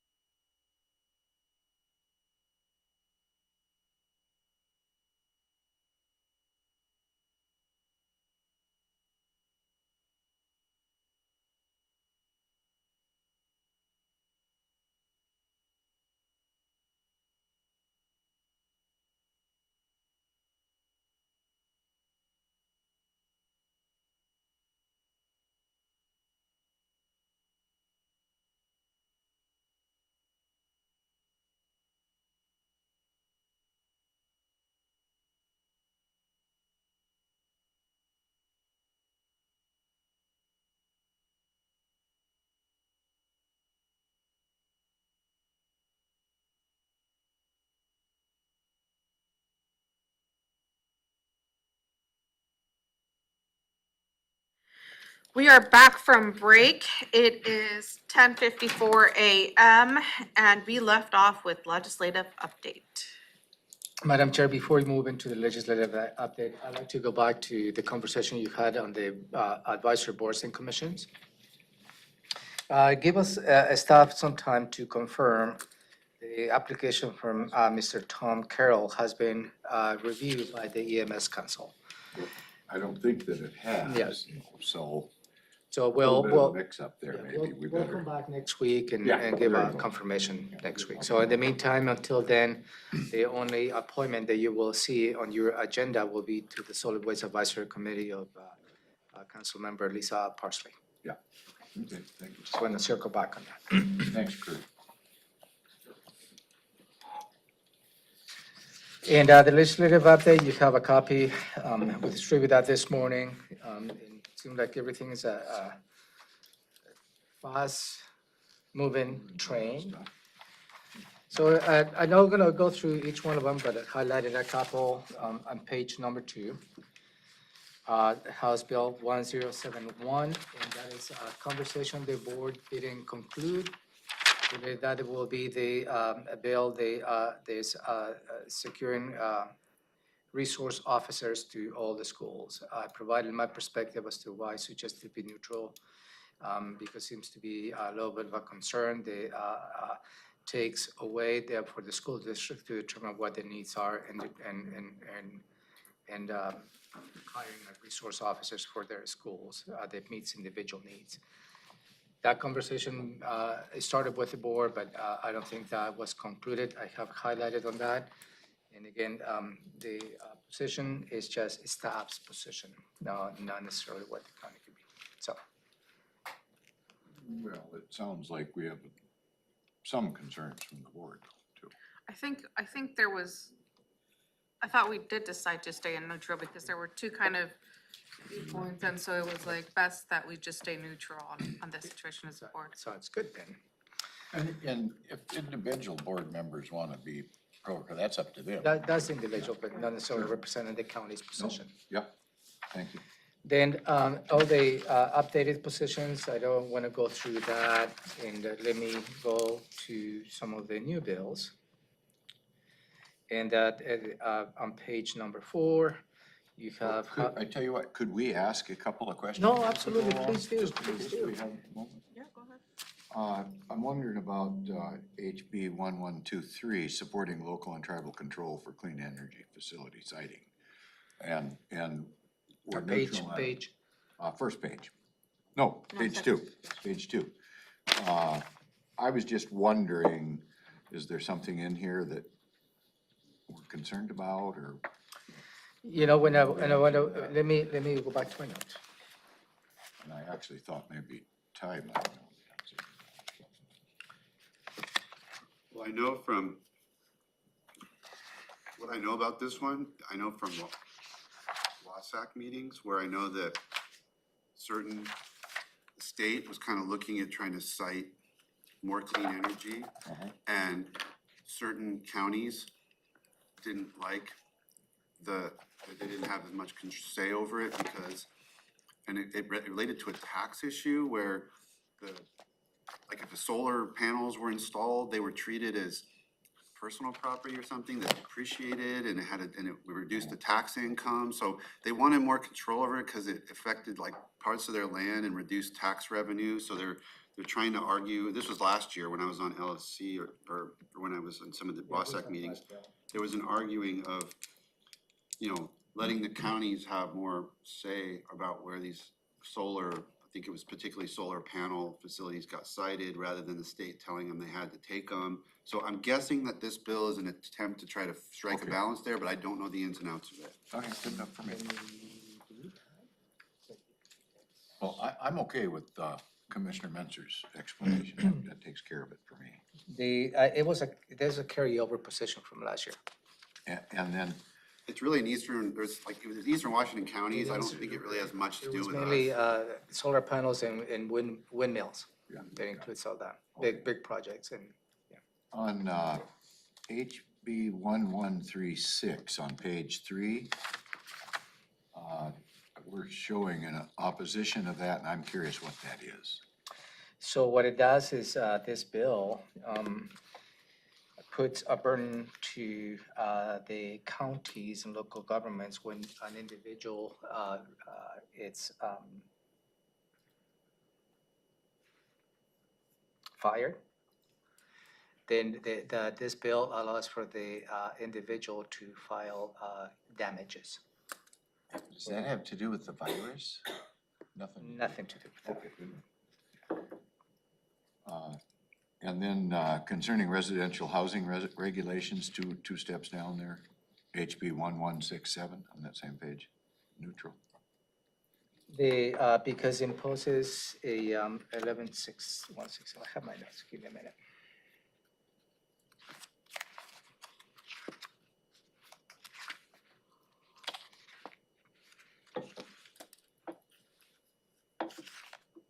And it was in red, and I don't even know why. It's a new bill. New added to this list. Oh, okay. So what it does is prohibits a city and county from imposing any regulations, review, and standards of multiplex housing, and that is not applied to detached single-family residences. The bill itself, to me, seems to be good because, but it's this last part that I just read is prevented local jurisdictions to implement any regulations that you see fit to the local jurisdictions. That is why my support is neutral. But isn't it about increasing housing? Yes, but it's the last part of this bill because sometimes the bill is good intentions, but it has this prohibits any city and county for you to take any legislative actions to impose regulations to those activities. I often look at the sponsors of a piece of legislation. This looks like a mix. That's why I was wondering about it. Yeah. I don't know. I don't. Okay, I'm okay with neutral just because I don't know the ins and outs. Okay. And I can read you in more detail my notes, but That's good enough, as long as I get some kind of a sense. Since Commissioner Edwards is kind of going through the list, what about 1133 where you have a red support on ADUs outside? What page is that? which we changed that position based on the discussion last week to support it. Okay, so you're just showing that we changed it. Okay, I'm sorry, keep going. No, I think this is kind of all of us here, isn't it? If we have questions. Nope. Okay. Yeah, So I I was was just just asking as you went along. Okay. I was making you the. Commissioner McKinley. I didn't want you to go to the next page and the next page. I'm sorry. You're Supposed to go somewhere. swear. Sorry, I'm slow. Body language I'm cues. sorry, I'm slow this morning, commissioners. House Bill 1380, that's a new bill that is, provides funding to recruitment, rotation, and support of law enforcement officers. Is in support. 1402, adjusting the urban growth boundaries to account for situations where property owners are not developed this property. And that one is neutral because it appears to be extremely complex as I see it. And what it states is if there are properties within the UGA that are not in the floodplain or have remained undeveloped for the last 20 years, the county and city may assume those properties will not be developed as was anticipated in the development regulations of comprehensive plan, and may expand the UGA to include more buildable lands. So that piece of the legislation doesn't make sense to me. I think the intent was to soften the requirements to expand the UGA, but this creates a very complex issue, at least from my point of view. That is why it's a neutral. I'm interested in that because at WASAC, we heard about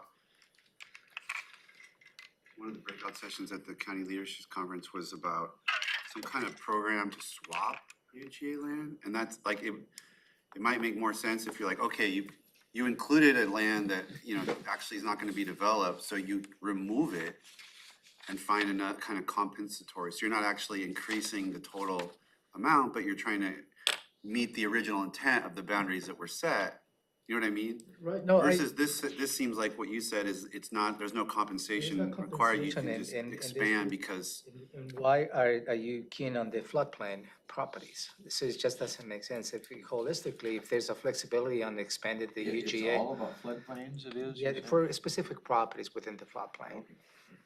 So, 1403. And making it possible for more properties to have access to water, storm drain, and sanitary sewer systems. So this particular bill, what it does is allows extension of urban services into the rural area beyond the UGA. And It comes with a fee though, doesn't it? so the concern that I have on this is neutral, because if there is an opportunity to expand sewer water to rural areas, I think that's something that you may consider, addresses the septic issues and everything else. Yeah. But the concern that I have, that's what is neutral, is because any jurisdictions who provide all utility services, who provide those utilities, they could charge proximity fees. What kind of fees, proximity fees? Yeah, did you because, say? for instance, I know that Lacey and Olympia, if you have a sewer line in front of you, if you choose not to connect to the sewer line, there is a proximity fee associated with that.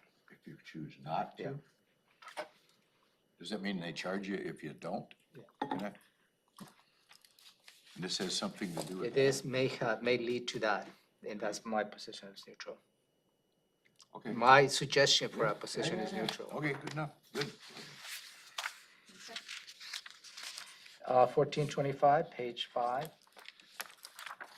And this is related to facilitating municipal annexations. This is a continuation of the bill that we successfully passed a couple of years ago, and really make a little more robust in terms of the interlocal agreement with jurisdictions to really key on the financial impacts related to sales tax. So this is a good piece of legislation for you to consider supporting.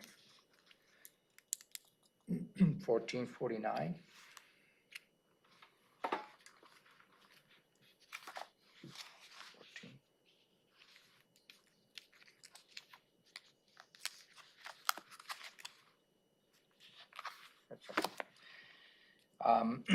Amended the reporting requirements for the project permit application processing timelines is opposed.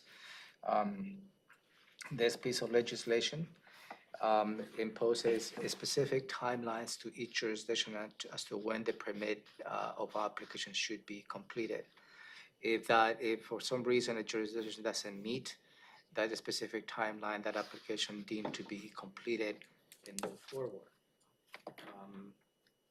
The 10,000-foot level seems to be good, but in any application we process, there is always a back and forth with the applicant and everything else. So this really raised concerns to me in terms of imposing those timelines across the board at the state level without having any consideration of local control. I guess that looking at those that have supported that, are signed on to it, I think that you've heard me oftentimes say that we seem not to be very responsive to the public. And let me just quote I know of an individual that put 5 years into a septic process.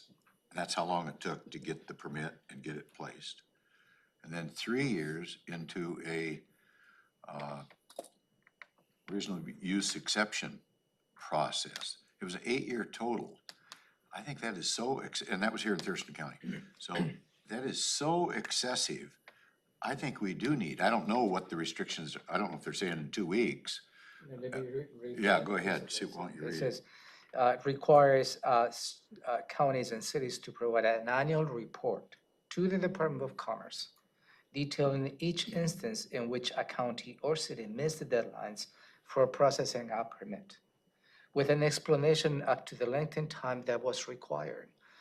That is an incredible burden to local jurisdictions to justify to the state as to why we missed deadlines. I guess my answer to that would be don't miss the deadlines. What is the deadline? Well, the deadlines are imposed in here because the Department of Commerce is the one who needs to provide those deadlines. They're not specified yet. It's not specified, so it says then the requirement, the Department of Commerce shall maintain and contain and provide a report as to when the deadline should be put in place. Then again, why are we gonna be justifying to the Department of Commerce? Well, they're the ones that put, the state put the rules out that we're following under the growth management. They're trying to. I'm just providing my humble perspective. Well, rather than oppose it, I could go neutral on that. I would rather go neutral on that.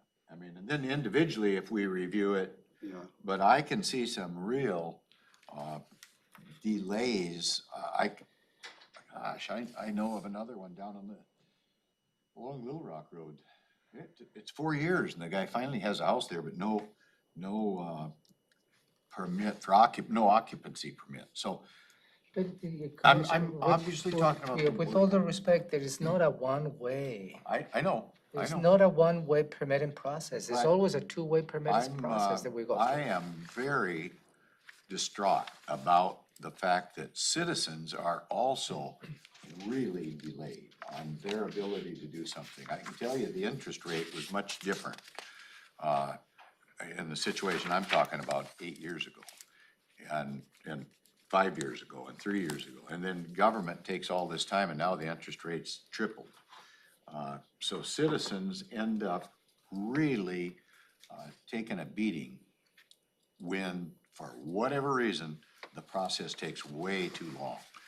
And we have addressed some of that. I know that when we met with that one group down in Lacey that, I don't know, you used to work for them or something, and they suggested that the lines be adjusted. We did that. So we have made some adjustments, but by golly, I can't see opposing that. I can see staying neutral and letting us do our own thing until we really figure it out. But I just want to do a time check really quick because we have, Yep, so, we got two of us saying that we would go neutral. Is that okay with yeah, you? that's, I'm fine with you. Okay. Yeah. so if you can just review on your own time, the rest of the Yeah, bill. because we got the executive, yeah. And, I'd like to highlight a couple, Okay. just Sorry as you about move on. Last bill on page 7. I'm sorry, can I ask, on 1449, what kind of projects are we talking about? Is it only like single-family residences that are gonna be subject to this 120-day timeline, or is it Yeah, it's multifamily. multifamily? No, I'm saying all homes. All homes, not like a That's my read. So it's all permitted timelines for everything. So let's, yeah, I guess we have to review this one and then we can have more conversation about. And then Ramiro, which ones do you want to The highlight? last one on page 7 is Senate Bill 5627. That's our new bill that was just drafted related to the salary commission in alignment to the 5 commissioners. I believe I put a red line item copy last week for you to review. And also a couple more things you will see next week. Senate Bill 5135, and that is related to solitary confinement. It appears to be at some point, it was just related to DOC. There's an additional section that puts a burden to the county jails in terms of reporting and operation. So you will see that bill with the opposed position. What number is that? That 5135. It's not included in this report. It will be included in the next week's report. Yeah, On next week's, Okay, I need more than it costs counties money, because if it's a good policy that helps the community, maybe it needs to cost counties money. So I'm just going I'll need for. a little more than that. Yeah, I'm just going by unfunded mandates. Whether you support a policy that's among yourselves, the conversation. And also, the Senate Bill 5645 and companion bill, House Bill 1705. That is related to the ditch districts, and that was, this is coming back. So you will see those with that opposed position. Last but not least, also there will be dropping a new bill, the Senate Bill 5638, related to lake management districts. And I will give you additional perspective. And at this point, my recommendation will be to remain neutral on this. And that is 5645. Wait, you said 5638. I'm sorry, 56, yes, the Lake Management District is 5638. For LMDs. For LMDs. And 5645 for ditch district. The ditch districts. There's also Representative Orcutt's bill, which is now up online. And Representative Orchid just dropped a bill, I can't remember which is the 1703. 703. I think it was in That is opposition. regarding the mental health and veterans. And this is in response to our bill that we have, that is fundamentally different. Judging by the title, have not seen the language. Judging by the title, takes a portion of the sales tax to go to the state to fund to local governments. That is going to be a high bar. More to come. More to come. Okay. Okay. So I didn't see I was reviewing that yesterday. It was a single. Okay. Yeah, I just over that. Okay. That's too bad. So, nothing for briefing, public hearing decisions pending. Next, I have foundational public health, Board of Health recommendations, and after that, we'll go to other commission items. Before we jumped into that, I wanted to, Commissioner Mentor, because we won't have a chance. So you are covering me for intercity transit, which I'm really thankful for. I have the LSC, meeting on Wednesday. But I just kind of wanted to go over some things really quick. So the meeting's at 5:30. I can be there for like the first 30 minutes. We can be there together, that's fine. But I know that I could be there for the first 30 minutes and then I have to jump off. The big items on the agenda are, it's gonna be the Pattison South Parcel Project Presentation and Contract Award. Basically, it comes down to $39 million. We have the funding for that, and which is great. We don't have to bond out for it. So I'm fully in support of that.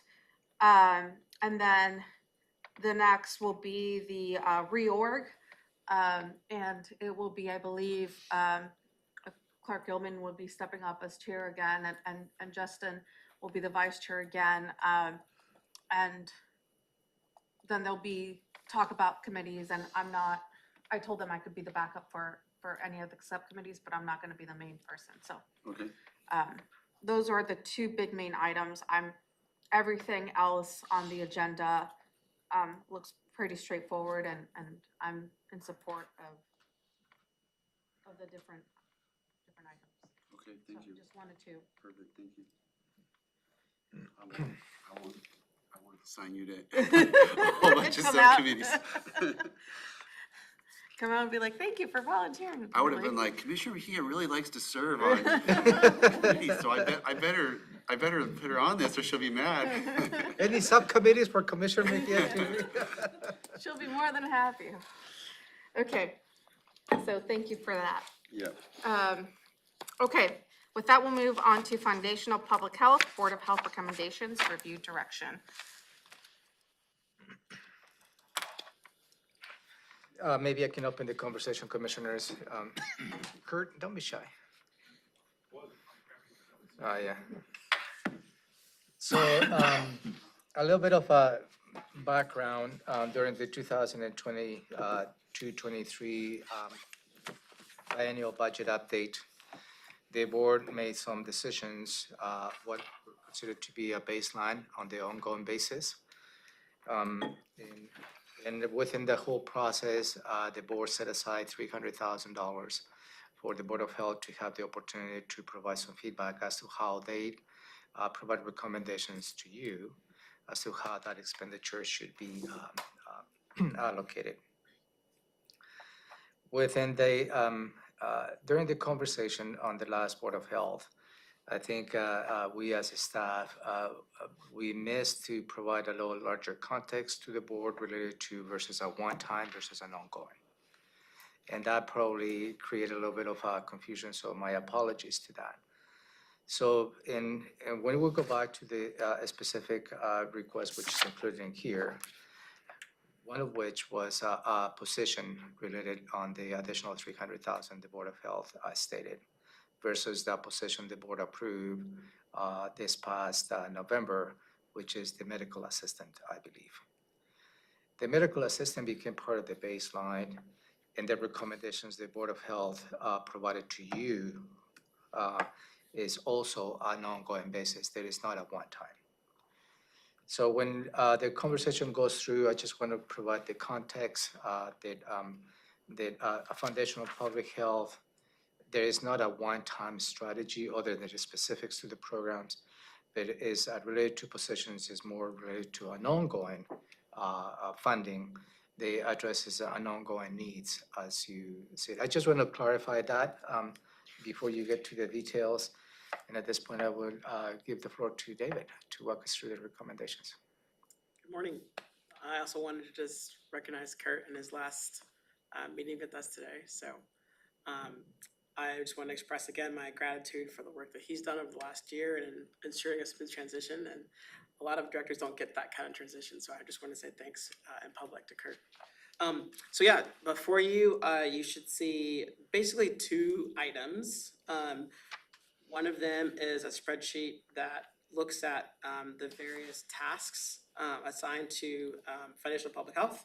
The other is a list of prioritized requests. And so just to refresh your memory, when this is the prioritized request. Yes, when we met with the Board of Health back on the 10th, the board recommended this sort of 2-page list here, kind of en masse, to be approved. And then there was a lot of discussion on the prioritized list, which is the separate document here. And so I wanted to again, express my thanks to the Board of Health for recommending that the full list here move forward. We're excited about getting to work on that. I wanted to just make sure that we had a good conversation and answer any questions on the prioritized list. So this is the list that the board, we took these 6 requests, we asked the board to rank them. Romeo did a great job of giving some context. You know, we did not explain this list very well, and I think it created a lot of confusion. And so I wanted to clear that up to say, this list isn't about one-time funding. There are one-time funds listed within it. You'll notice some of them, like there's a stuffing machine, for example. That's a one-time expense. But for the positions, these are ongoing funds that our programs are asking for moving forward. So I think what we're looking for, I think, is really sort of affirmation of the decision from the Board of Health, and also recognition that we want to make sure in the future we've got a clear process of how the Board of Health reviews our request and then gets to you all as the Board of Commissioners.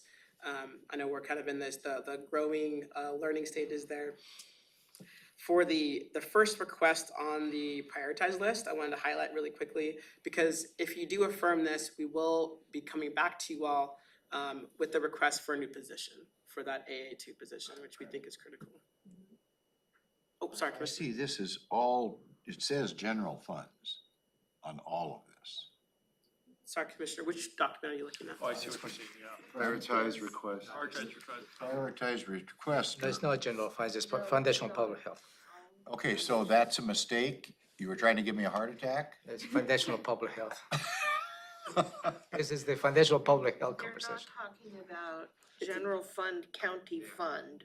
They're talking about the general bucket under foundational. Which is task Okay, 1. big Can be difference. used for any legit reason. Thank you. Right. Now I can listen and. My apologies. Did not mean You to. don't have to I respond. was wondering why you were twitching. I was twitching, No, okay. we do not want to provide a heart attack there. No, this is general FPHS funds. But I wanted to just highlight that position, because if you do approve this, we will come back for you to authorize a new position to be created for this administrative assistant position. Which is a little bit, as off cycle, because usually the board doesn't create new positions off cycle, but I think there's a very unique situation since you specifically led the Board of Health to provide a perspective as to how the additional 300,000 should be spent. So I think there may be a little bit of an opportunity for you to deviate from that past practice with the specific, reasons. So just to remind myself, so the prioritized request list 1 through 6 is a reshuffle of what was at the Board of Health meeting based on what the Board of Health's discussion. Yes. Okay, and then, okay, good. And then Ramiro, your comments at the front end of this about one time, can you connect the dots here? They connect the wasn't dots necessarily because tracking on that. so specifically in priority number 1, position, I believe the Board of Health had the conversation. They would like to emphasize this position Okay, I remember that. versus the medical assistant position the board approved back in November. Because it was perhaps an understanding of the Board of Health that this is a one-time, so there were competing interests in terms of the money. I don't think that was the confusion. I think they understood that this was an ongoing, I mean, that was the question, specific question that was asked, whether this position, was a one-time, and then it was clarified that it was not, it was on an ongoing basis, and then that's why it landed on to the point of the second Board of Health recommendation, which was to fund this position instead. The Board of Health recommendation said that they didn't want the medical assistant position. They wanted this position to be funded on that ongoing basis. And that's the recommendation that came through. I think that part of the confusion is that there is sufficient funding for both of the positions to be ongoing. So, and I'm gonna be because I went back to when this position was approved, to the conversation that the board had, I went back to my notes. And I have a lot of concerns about this medical assistant position because the way the board approved it back then was with different information that was provided by the previous public health director, saying it was specifically for shots in arms.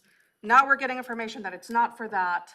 The TB was the last point of that whole position, and that's kind of the main emphasis that it is now. And so just with that information, I just have a lot of questions. I'm gonna be very straight and following the Board of Health recommendation to kind of just strike through that position. I don't want that position to move forward until, if it comes back in the next biennium that's a request, I would like a lot of clarified information on what that medical assistant position is going to be used for. Because right now, just considering the previous budget information that we got, and then all this updated information now, there's just a lot of questions that I have, so. Is that position on here? No, that was the second Board of Health recommendation that we made.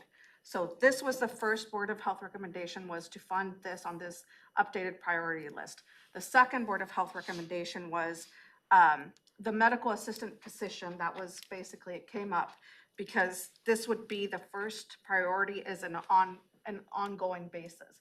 So I don't remember how the motion was specifically laid out, but basically it was to make a recommendation that instead of that being, the medical assistant being funded on an ongoing basis, to fund priority number 1 on an ongoing basis instead, since it wasn't just a one-time funding position, it was on an ongoing basis. But I understand, but I will really ask the question to the board, why eliminate a position? If the intent is to understand what the new position that you created in November, December, certainly staff can come back with additional information. It's been empty for a year. I mean, and I understand it's been creating and posting and everything, but I haven't heard from staff that, they really need this position, that it's gonna be the make or break position. And for me, I'm not gonna have a position just sit there empty. I would rather just strike it through and not even, and if it's a thing of, we can have that conversation later on.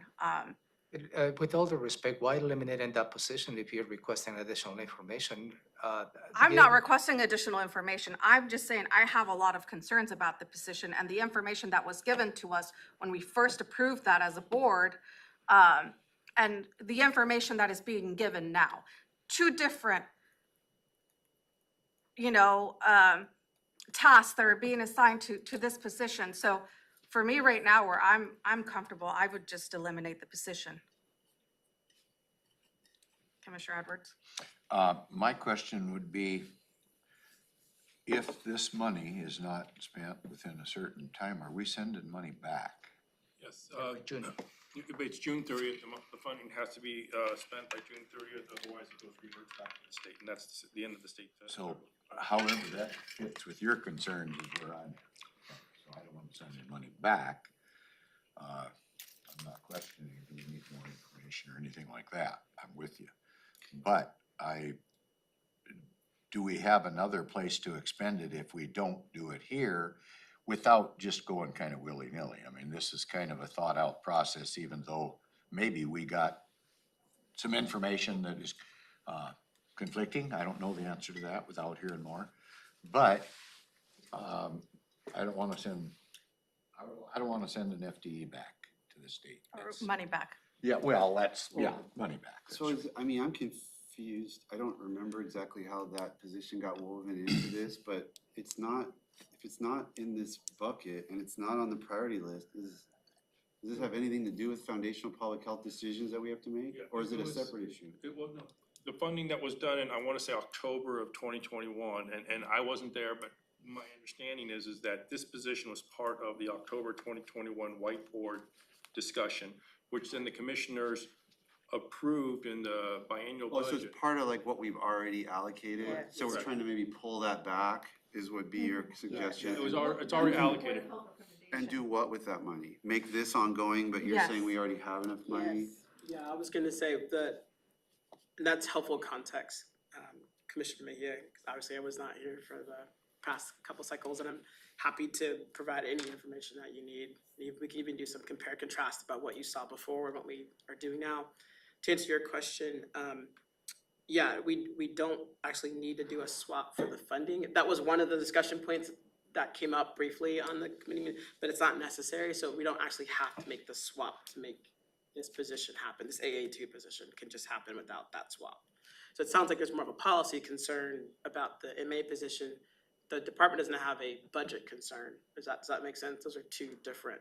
But then whether we eliminate it or we don't, or we just don't fill it, it sounds like we haven't filled it, how do we get that money spent without having to give it back? It's a good question. One of the things that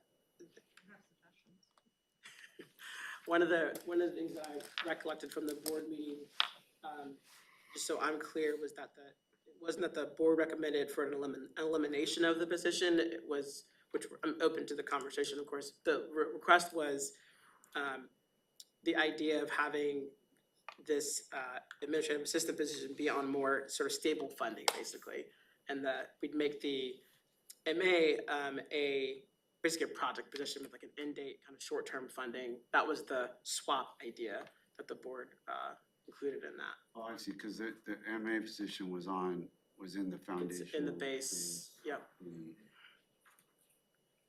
And the original thinking was that this funding being asked for was short-term funding. And that's part of the confusion that Ramiro was trying to clear up, was that that wasn't accurate. But the question is still on the table from Commissioner Mejia about what to do with the MA position, which would be a separate action altogether. So if I'm backing up, if I may, I think there's there's at least two things that we're looking at. I think there's the affirmation of what the Board of Health did, which is, are you okay with the way they did this list and the overall thing? Then there's a second piece that Commissioner Mejia is bringing up, which is a question of what to do with the inmate position. Is that an accurate way to describe? I think I understand the situation now and where things fit. I don't know what the answer is, but at least I can understand the question now. Well, I mean, just for the second option for environmental health, we set up 25,000. That won't even be enough to translate all the documents with 3 different languages. Just to interpret, you know, the costs are going from 10 to 15,000 just for one language. So if there's additional funding, I would like it to go into translation. Yesterday, when we were meeting together, we were speaking about language services and having access to a language line for nurses, for staff. I think that's very important. I know when I called on behalf of a Spanish-speaking constituent, trying to get them the information, I had to do the interpreting because there wasn't anyone there that spoke the language. And so, you know, I knew them, so I was happy to interpret that. But, you know, it was just something on my mind that I flagged of like, you know, why don't we have language services there? So if that's something that we could do, then, you know, that's something I would like to see funded. How much money would it be this, It's not clear. I'm wondering, Commissioner, would it be something that, I'm just saying, if there's this additional funding, right? Instead of funding a position for 3 to 4 months, I would go with adding more into the interpreting side and the translating of documents and making sure that that is very well covered and that we're able to do as much as possible. Do you get? yeah, I'm just sort of thinking through. Again, I think the timing of the funding, again, we're not really up against the timing. For the MA position, the timing of the funding isn't there's not a time frame we're worried about because it's in the base. So if you don't want to fund the MA position any longer, it's not about kind of how many months we have left to spend the funding or not. I think it's a decision that we could make. I'm just curious if there's anything that we can do. So basically, is there any way for us to consider action on this particular list and then come back with you to talk about both the MA position, but also maybe about increasing our request for more translation services? Is there a way for us to have a kind of a follow-up with the board about that particular piece? Instead of sort of having to make a decision in the moment, because I don't have the right cost, right, about what will be a good number of costs. I'm saying, like, I'm hearing that there is additional money, right? So I'm just giving suggestions on what additional money could be used for on a short-term basis. Because they're saying, well, there's money to fund both positions. Well, for me, I'm really on the line of just striking the medical assistant position. So eliminating that position and using that funding for something else. That's kind of where I'm at. So if there's additional funding for something else, then, you know, those were just 2 suggestions that I give. That makes sense. I'm tracking with you. Understand. Commissioner, if I could expound upon the language line and the translation services piece. I really hate to throw something out there that hasn't been vetted, and it's the first time Rob and Ramiro are hearing it. But then I've only got, 65 days left. So David and I spoke briefly yesterday after our meeting with you about the county has pieces of translation services. We have Medic One, we have emergency management. Now, the staff are falling out of their chairs over in Medic One emergency management as I talk. But can we look at a comprehensive language translation process for the county and there's different funding streams. So the piece that would go for, say, Medic One, they would fund that piece of it. But if we had a larger contract and a larger capability, would that, 1, lower costs overall, 2, we have multiple players, multiple stakeholders from inside the county. I'm just throwing it out there as an idea. And like I said, I'm not vetting it. That's always the danger of it. And I thought that conversation was really good, but again, I felt like that was more of a long-term solution to a problem. I'm just throwing it out there as short-term solutions that we could do. That makes sense. Not, you know, I fully agree with you, and maybe, you know, it's something that we can look at in a longer term. But again, just short-term ideas. Robin? So to that idea, the county has explored that in the past. Certain elected officials were unwilling to do a joint, not that we can't explore it again, because maybe we'd get a different answer, but there is a translation line that every office and department is welcome to call when they need translation services. So I don't know why public health is not aware of that, but there is an avenue for immediate translation services in the moment for every office and department. We do have that language line in Then public health. I don't understand what the issue is. Um, Which we can talk about later, but I can say we tried a coordinated effort and that was rejected. Just one real quick thing. Have we solved the billing issue?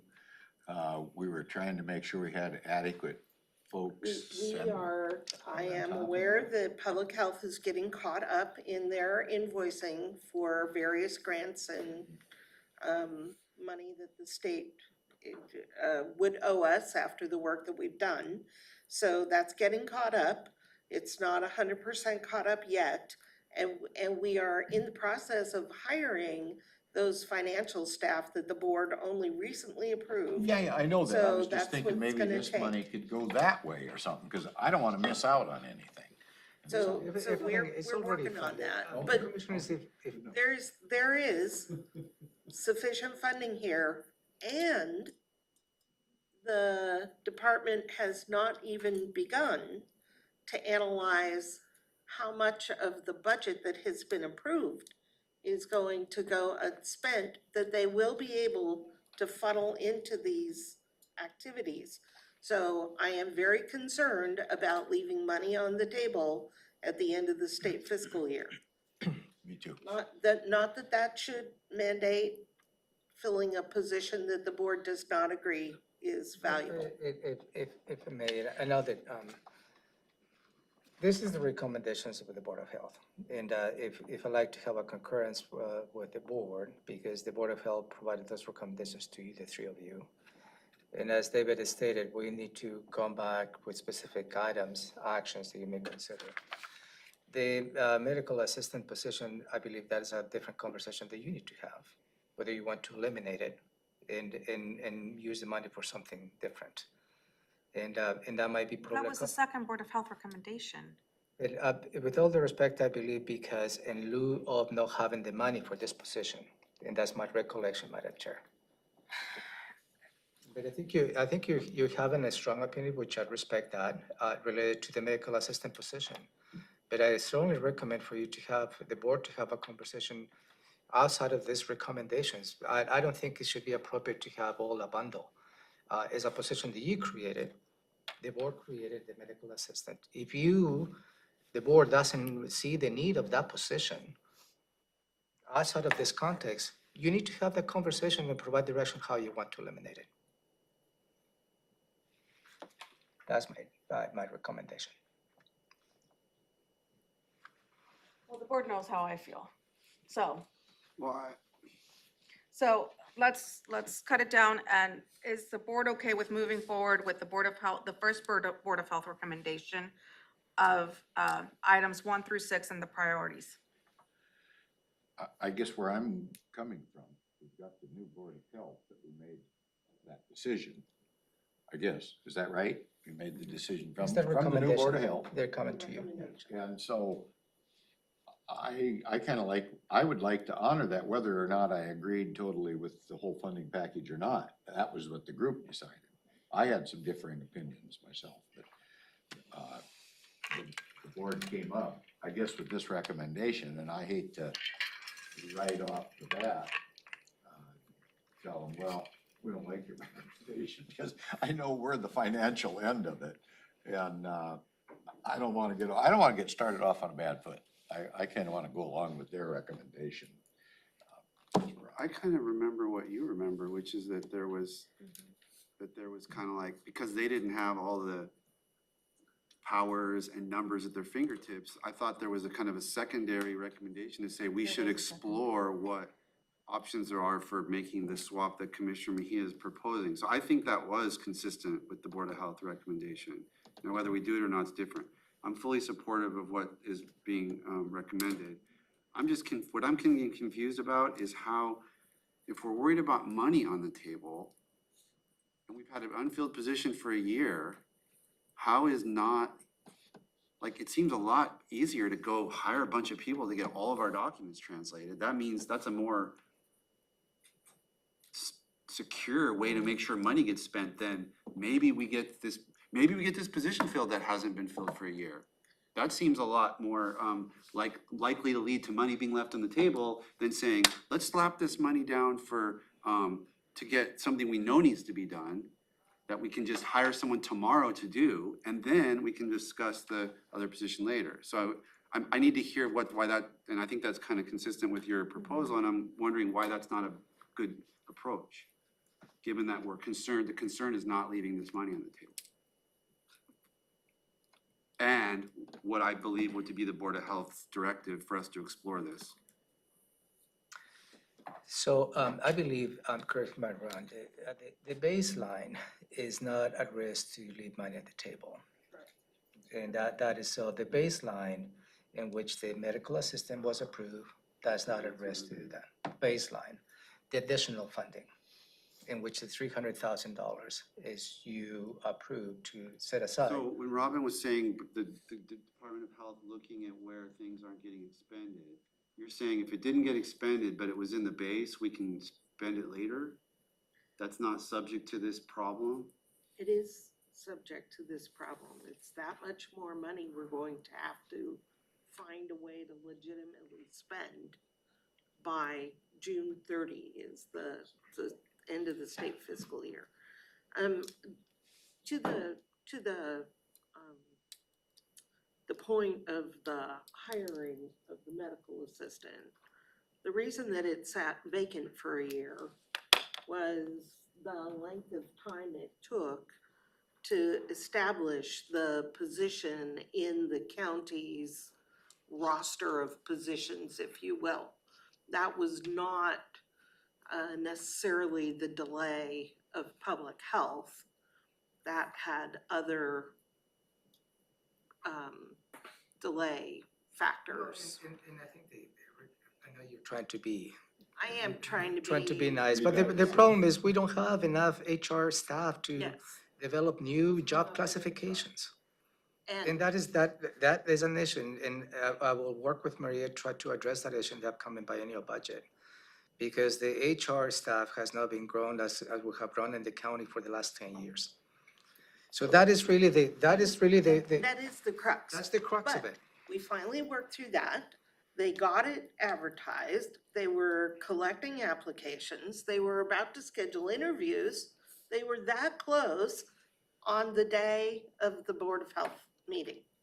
So it sat vacant for a year, yes, it did, but not because it wasn't a necessary Well, item. and I don't care about that. My Right. question is not because it was not enough applicants or we don't anticipate being able to find applicants.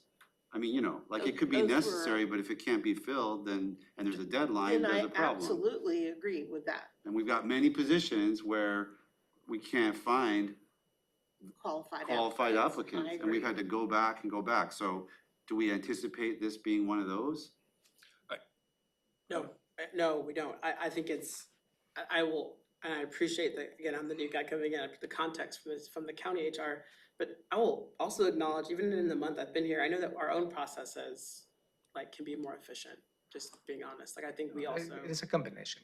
So I want to be clear, this is not, we're not without fault in terms of our ability to get positions ready to go. So I'm gonna take some of that too. I don't want to put that all on county HR. But yeah, that's not the concern I have. Is it at all possible that we could utilize some of these dollars to fill even an HR position? Because HR is doing the work of the public health, filling employees. Why not? Unfortunately, no. Because you have to break down the cost. The grant, it's the limitations of the grant.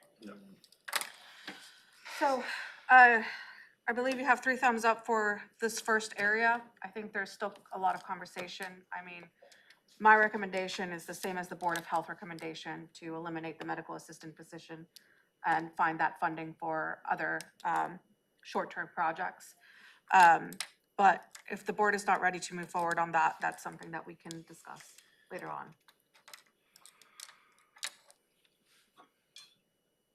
I mean, I don't have a, I was trying to find a solution based on the situation we found ourselves in. I don't have a substantive, strong feeling about the medical assistant position, whether it's needed or not. I just don't have the knowledge or expertise to say.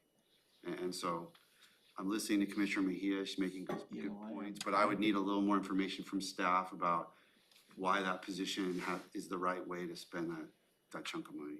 I'm kind of in that same boat. I'm Yeah, going along with the we're chair.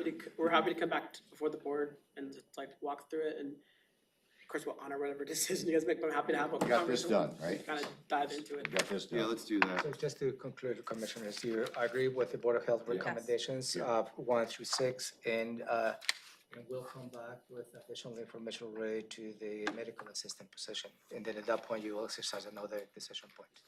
Okay. Thank you. Thank you. And can we Quite get a round the, trip. could we get the correct motion that was given at the Board of Health meeting? Because there was a motion that was voted on specifically for that second Board of Health recommendation. So could we get that specific language on it? Because I think that will clarify a lot of where we were all at, because I believe it was only one person who voted up against that motion, second motion, and then the rest of the board voted in favor of that, so. Okay, If I could just, was that the meeting on the 10th of January, right? yeah. Yes, sir. Correct. We can get the language. I know you Consider, have executive yeah, I session. have, okay, so here I have, medical assistant position, unfilled, 6-1 vote to tell BoCC to consider flipping it with new MCH position. So you're absolutely correct. That was a direct motion passed 6-1 by the Board of Health to have us explore that. And That's what you do, you consider flipping it. But, yeah, but it's not, that, at some point, somebody suggested that would be inconsistent with what the Board of Health recommended, and we're just clarifying that, no, that would be consistent with that direction we got. Okay. So with that, we'll go into executive session for RCW 42. Is staff attorney is going to be joining us? Is Travis listening? Josh are listening? What?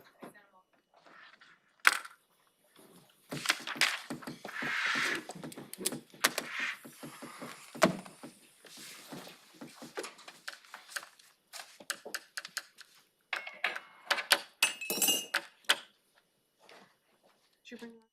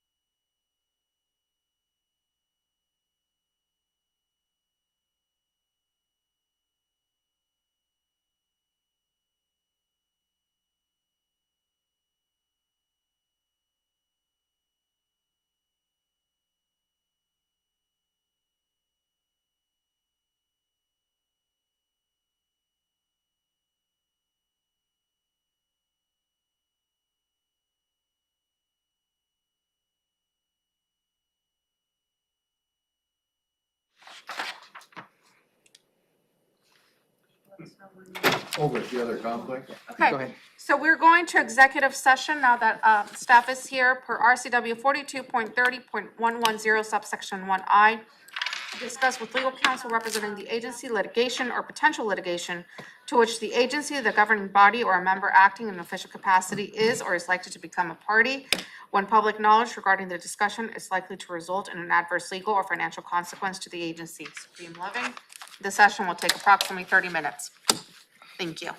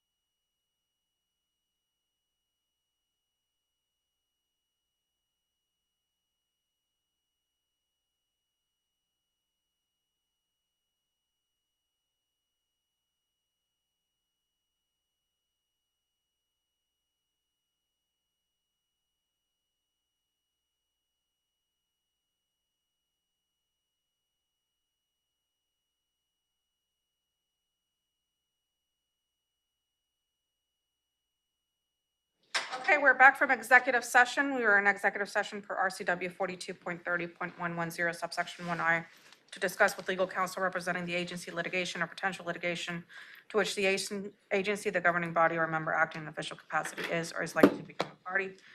Public knowledge regarding the discussion is likely to result in an adverse legal or financial consequence to the agency. Supreme Living. No commissioner's action follows. We are adjourned.